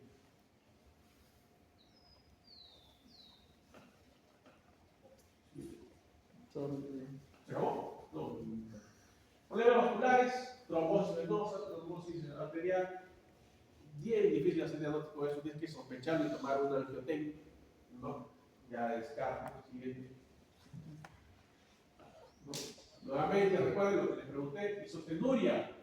El riñón ya no puede concentrar, y hay necrosis tubular aguda, ya está daño establecido. Por lo tanto, ya no puede subir la polaridad, la densidad es baja, ¿no es cierto? Me va a botar sodio porque no puede reabsorber sodio.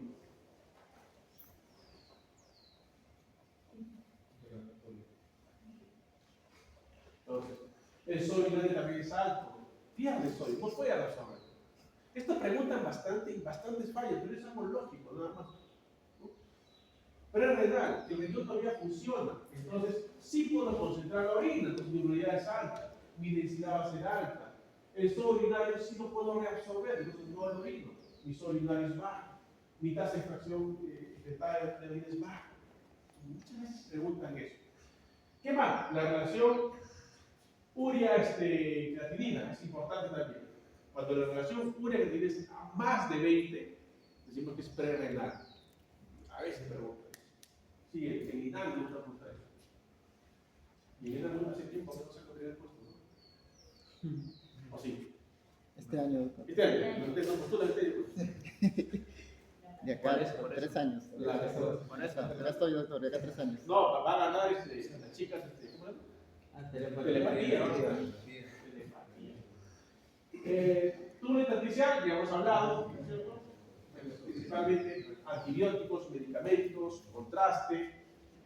Vean eosinófilos en orina, en sangre, ¿no? Que piensen en enfermedades inmunológicas, lupus, vasculitis. Siguiente.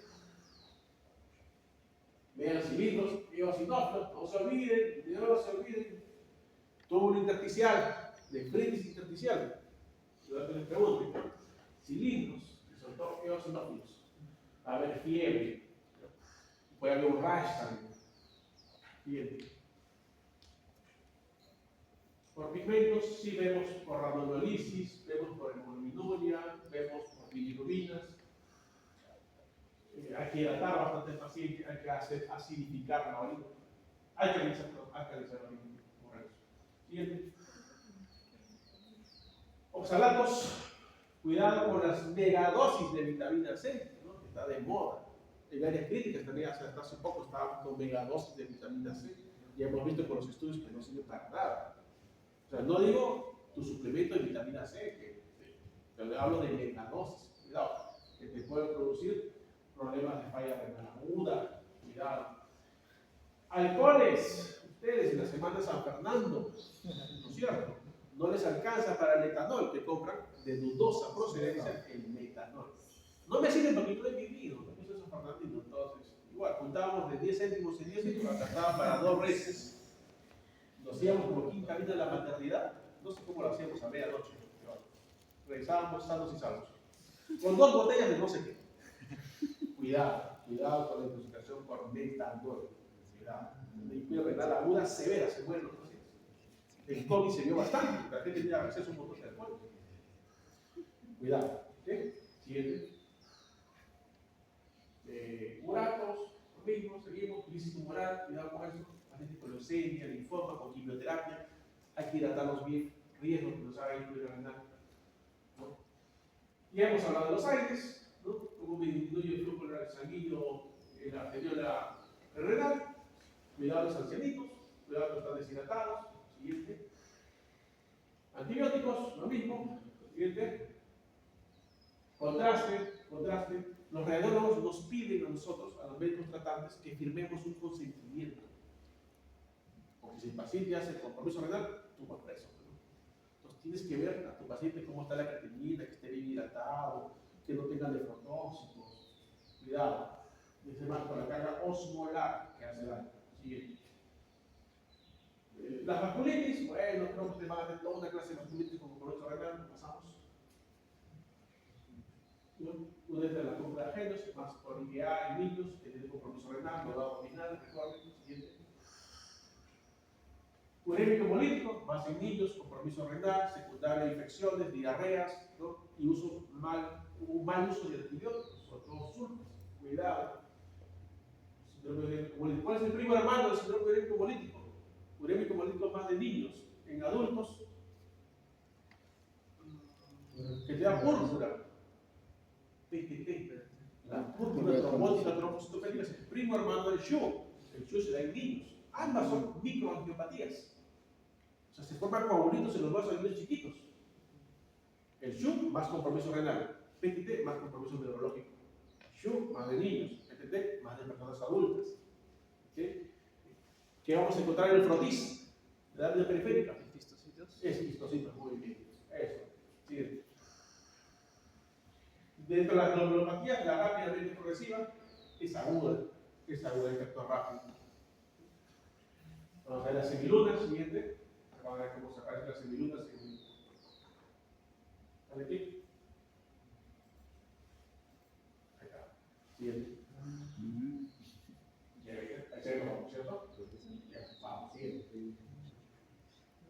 Consecuencias. Disminución de la diuresis.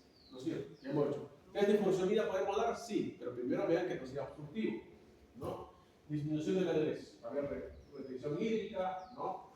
Menor restricción de sodio, ¿no? Menor restricción de agua, edemas, congestión pulmonar, complicaciones de las fallas cardíacas. Siguiente. Hiperpotasemia, ¿no? ¿Cómo se maneja la hiperpotasemia? ¿Qué es lo primero que le doy a un paciente con hiperpotasemia? Insulina. Insulina, gluconato. El gluconato me baja el potasio. No, pero sí es lo primero que debo dar, punto para la doctora. El gluconato es un estabilizador de membrana, me va a evitar las arritmias. O sea, me va a dar tiempo para que ese riñón soporte mientras yo le voy bajando el potasio. Porque lo que yo le voy a dar para bajar el potasio va a demorar media hora, una hora. Mi paciente que ese tiempo le puede hacer una arritmia. ¿Y qué le doy para bajar el potasio? Salbutamol, que es lo mismo que el beta 2, solución polarizante, o sea, insulina. O sea, ¿qué es lo que tengo que hacer yo? O eliminar potasio, no siempre voy a poder, o esconderlo nada más. Cuando ustedes barren debajo del fósforo, lo mismo. Escondo el potasio del extracelular, lo meto al intracelular. Sigue en mi cuerpo, pero no lo estoy detectando. O sea, hay medicamentos que lo van a esconder, lo van a meter al intracelular, y hay medicamentos que sí lo van a eliminar. ¿Qué elimina? Diuréticos, furosemida, ¿no es cierto? Diuréticos de asa. ¿Qué más elimina? El cañexalate, residuos de intercambio iónico, o las heces. Uno tiene diarrea, ¿no es cierto? Asmáticos. Medicamentos asmáticos, corticoides. Medicamentos asmáticos, ¿cómo es eso? Entonces, lo acaba de decir la doctora, beta 2 agonistas, el salbutamol, eso.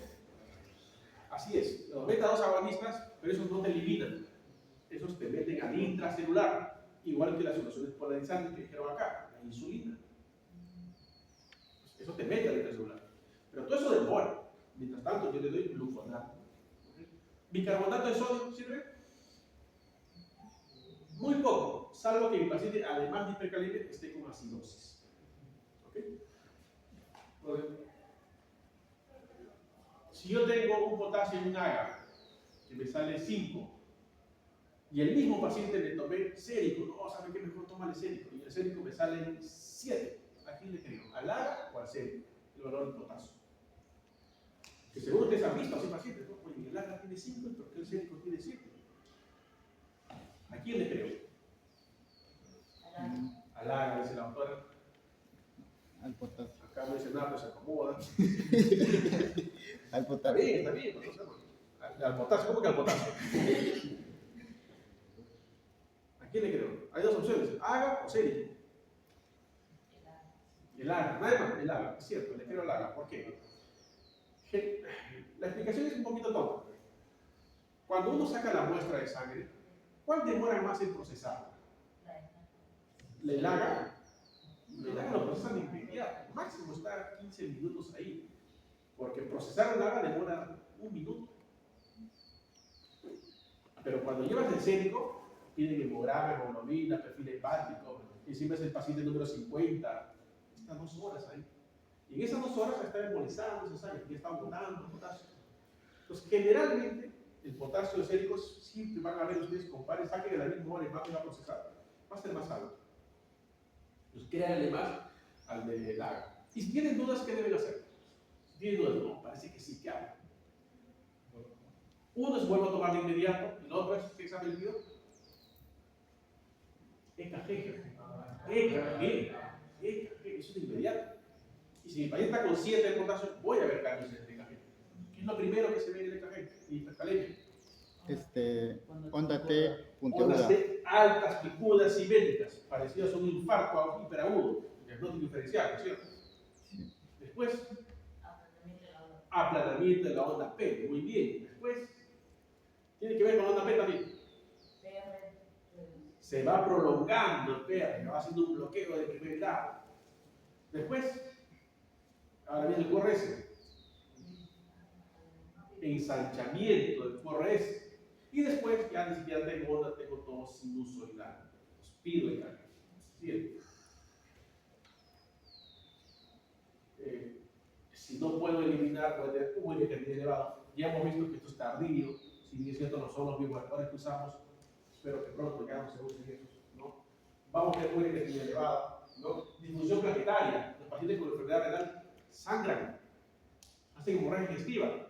Llama la futura endoscopía. No es que tenga una úlcera, no es que es por un problema plaquetario de calidad en las plaquetas. Cuidado, primero hay que ver eso. Entonces va a tener alteraciones digestivas, ¿no? Va a tener encefalopatía, uremia. ¿Cómo reconozco un paciente que está con encefalopatía urémica? Así esté lúcido. Trastorno de la conciencia. No, por eso digo, así esté lúcido.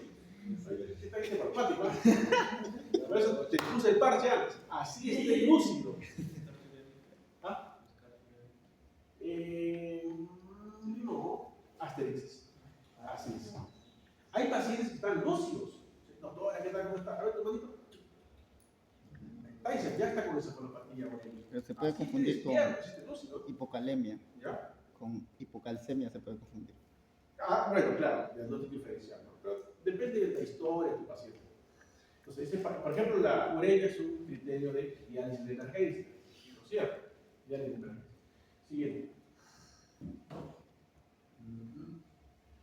Bueno, lo mismo, seguimos. Mira, estoy viendo como 5 veces este país, ¿no? Por algo será. Por algo será. ¿No? Siguiente. No me gusta soplar las preguntas, pero por algo será. Todo el compromiso que nos puede dar, ¿no es cierto? La enfermedad renal, encefalopatía urémica, falla cardíaca por sobrecarga de volumen, el paciente orina menos, incuria pulmonar, sobrecarga, edema pulmonar, estos pacientes vienen desaturando, vienen con crépitos difusos, crépitos difusos por congestión pulmonar, hacen congestión hepática, te elevan transaminasas, no de hepatitis viral, no, es una congestión. El problema gastrointestinal, hemorragias, cuidado isquemia, problemas óseos. Siguiente. ¿Cómo manejo? Pues va a depender. Primero, estoy paciente con riesgo, ¿no? Abuelito, con antibióticos, con neumonía, en que voy a usar algún antibiótico. ¿Qué debo hacer con ellos? Descontrolar todos los nefrotóxicos. Voy a usar contraste, qué antibióticos voy a usar, voy a hidratar a mi paciente, asegurar un buen volumen de perfusión, ¿no? Considerar un monitoreo hemodinámico, o sea, la presión, que esté bien la presión, ¿no? Pues acá te dice urea, creatinina, idealmente son nuevos biomarcadores, evitar la hiperglicemia para no deshidratar al paciente, ¿no? Y considerar otros procedimientos de contraste para no usar. Todo eso sí, riesgo. Y después en estadio 1, 2, 3 ya mi paciente ya tiene compromiso. Y es todo lo que puedo usar. Bien. Muy bien. Cuidado con los fluidos. Tanto un paciente un paciente deshidratado, con poca molemia, ¿no es cierto?, con hipotensión, como un paciente con mucha molemia, ambos extremos son malos para el riñón. No hay que hidratarlo bien, 3, 4 litros. No hay de ¿qué pasó? Primero no orinaba porque estaba deshidratado, no filtra nada, prerrenal. Y hemos dicho que hay que mejorar la molemia, pero no hay que irnos al otro lado. Si nosotros nos vamos al otro lado, vamos a congestionar el riñón. Y si congestionamos el riñón, esa presión es en contra de la tasa de filtración. ¿Se acuerdan de ese grafiquito que les puse en inicio? No congestionemos el riñón. Cuidado. Tanto la isquemia como la congestión nos lleva a injuria renal. Ninguno de los extremos es bueno. Tenemos que estar en eumolemia con el paciente. Siguiente. Vamos. Esto lo pasamos, esto les quise poner como en el seguro, porque el IETSI es del seguro, ¿no? Ellos tienen sus guías de manejo. Como ellos reconocen un paciente de riesgo, prácticamente lo mismo, es simplemente un esquema. Lo pasamos. Lo mismo también. Muy bien. Emergencia, que dijimos, oliguria, anuria. Es una emergencia, el paciente con injuria renal aguda. ¿Qué debo hacer con ese paciente? Primero, pues tiene que estar con anuria. ¿Qué debo hacer? Lo primerito. Descartar la obstrucción. Muy bien. Descarté la obstrucción. Después. Furosemida. ¿Ah? Dale furosemida. Ver que esté con buena molemia. Que no sea un problema de deshidratación, de shock. Ok, está con buena molemia. Y sigue con anuria o oliguria. ¿Qué hago? Muy bien. Ahora sí voy a ver si puedo orinar. Su test de furosemida. ¿No es cierto? Muy bien. Y si por eso no orina, el paciente cada vez se está hinchando más, está desaturando. Diálisis. Entonces, un criterio de diálisis de emergencia. Oliguanuria que no responde. Tenemos un criterio. Edema pulmonar, bueno, secundario a oliguanuria. Hay pacientes que se dializan, que tienen enfermedad renal crónica y vienen desaturando, botando espuma por la boca. Un edema, todos hinchados. No, pero sí, toma un poquito de líquido. No, mentira. Si tú lo ves todo hinchado, ese paciente no se cuida. Criterio de diálisis de emergencia, edema pulmonar. La hipercalemia, ya hemos hablado de hipercalemia, ¿no? Cómo se debe hacer el diagnóstico, cómo si dudo, qué debo hacer, ¿no? ¿Cuál es el manejo? Y si a pesar del manejo médico mi paciente no responde, otro criterio de diálisis de emergencia. Igual el estudio de ácido base. ¿Cómo elimina los ácidos del riñón? ¿O cómo mantiene el equilibrio ácido base en el riñón?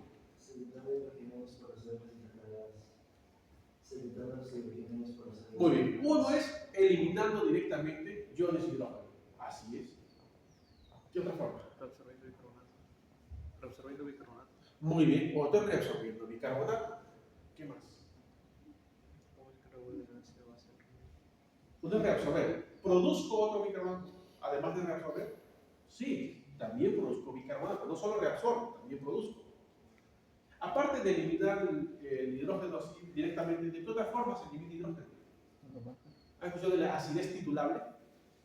Amonio. Muy bien, ¿qué es amonio? Claro, ¿no? Estás concursado, ¿no? El concurso del año pasado. Sí, me acuerdo. A la final, ¿no? Pero perdieron, dice. No, pero concursado con gente de otro dimensión. De tercer año, no era de primero. No, de quinto. De quinto, ¿no? ¿También el doctor también pasó? Yo fui idea.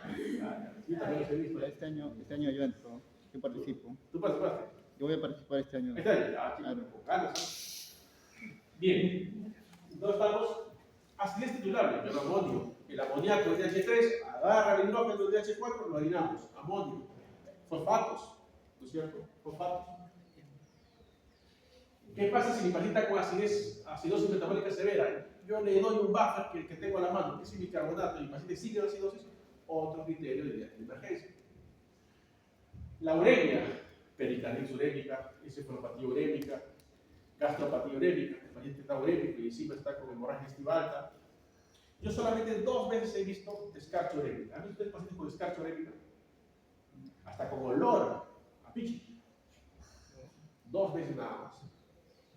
Antes a nosotros los niños, digo nosotros porque en mi época ustedes no creo, cuando nos orinábamos en el colegio, ¿qué hacían los profesores?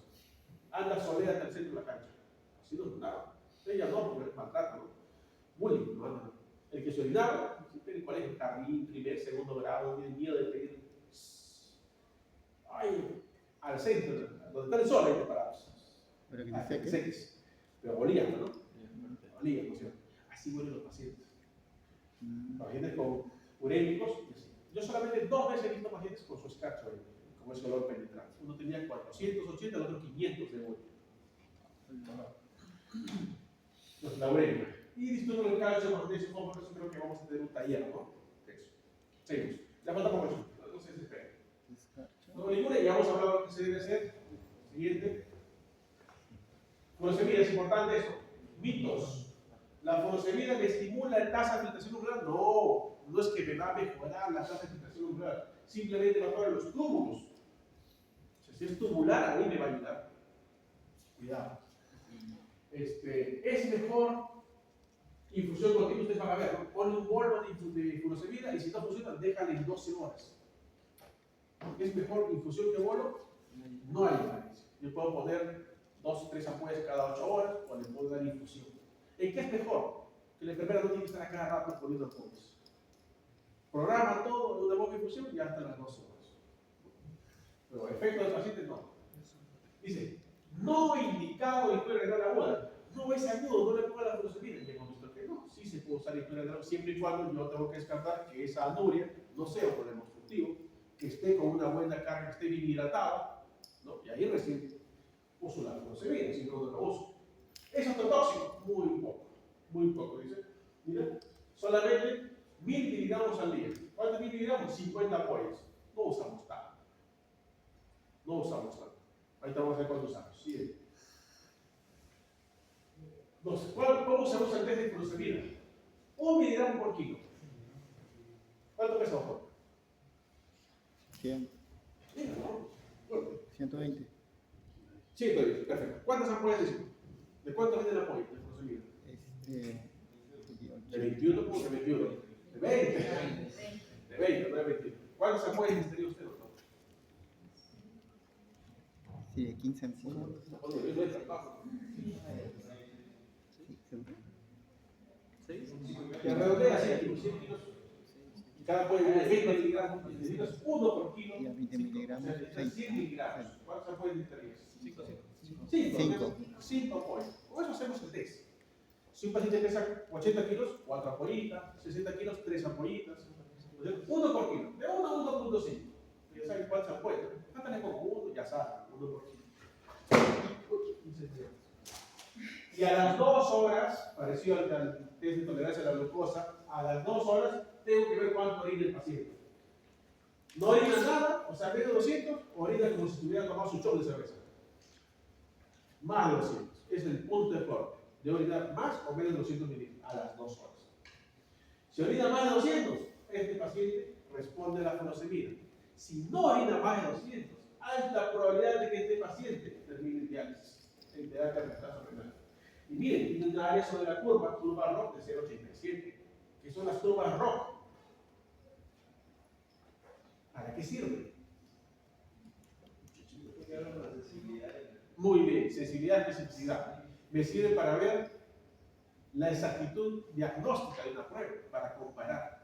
Entonces, yo utilizo varias pruebas diagnósticas. Doctor, yo quiero una prueba diagnóstica que me diga un paciente con incuria renal aguda, ¿va a terminar o va a terminar el terapia renal? Haz la prueba, procedimiento. Orina menos de 200, 87% de probabilidad que este paciente termine en diálisis. Ok, ya está. Por definición, porque no orina, es un aquí grado 3. Sigue. Es una pregunta que hemos hablado, chicos. Solamente acá diferencia un edema.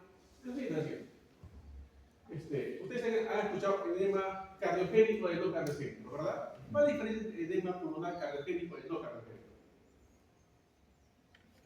¿Alguna idea? ¿Me escucha hablar?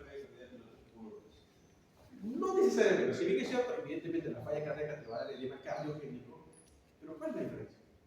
Por ejemplo, yo tengo un paciente con un AS, ¿no? Una neumonía severa, una inflamación pulmonar, y ya también edema pulmonar, pero ¿por qué no sería cardiogénico? No porque el corazón no está comprometido.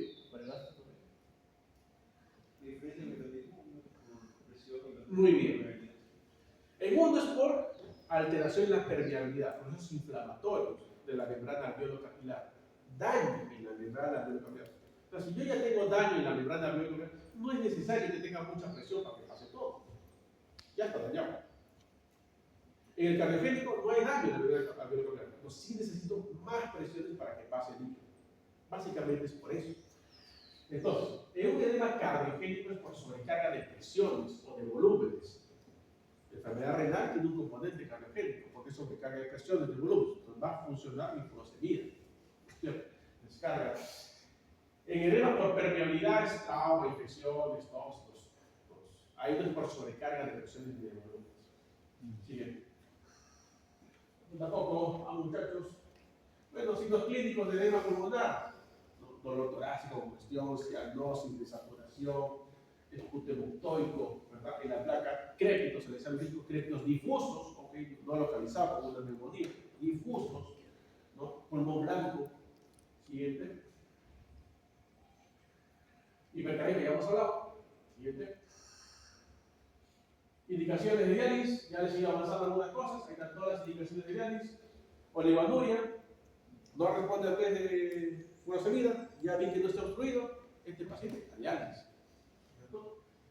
Hipercalemia que no responde al tratamiento, acidosis que no responde al tratamiento médico, la uremia, ¿no? Con encefalopatía urémica, con cardiopatía urémica, el edema pulmonar, que está desaturado, que está pulmón blanco, que me está botando espuma por la boca, ese paciente tiene que ir a diálisis, encefalopatía urémica, todos los urémicos, y la hiponatremia severa. Vimos un casito, ¿ha visto casos de hiponatremia severa? ¿Cuál es el menor sodio que han visto? ¿Cuál es el valor normal del sodio? ¿Hasta cuánto han visto ustedes pacientes con sodio? ¿120 han visto? 120. 120. 110. 100. ¿No te recogiste cuánto? 93. 95. No te bajes tanto. 95. 95. 95. Entonces, es severísima, ¿no? Severa, cuidado con su paciente. Acto de conciencia, cuidado, hay que saber corregir. Creo que también tienen un taller de sodio. Ustedes, ¿cómo se corrige el sodio? Si es agudo, si es crónico. Siguiente. Y está metida la inteligencia artificial también. La inteligencia artificial, ¿no? Con el machine learning, ¿no? Está metido para poder reconocer pacientes con injuria renal aguda, ¿no? Hay algoritmos que detectan hasta un 56% de episodios de injuria renal aguda de pacientes. Están metidos toda la inteligencia artificial. Métanse a ese mundo, métanse en el mundo de la inteligencia artificial. Siguiente, creo que vamos. Muy bien, chicos. Yo creo que ahí suficiente, ¿no? Suficiente.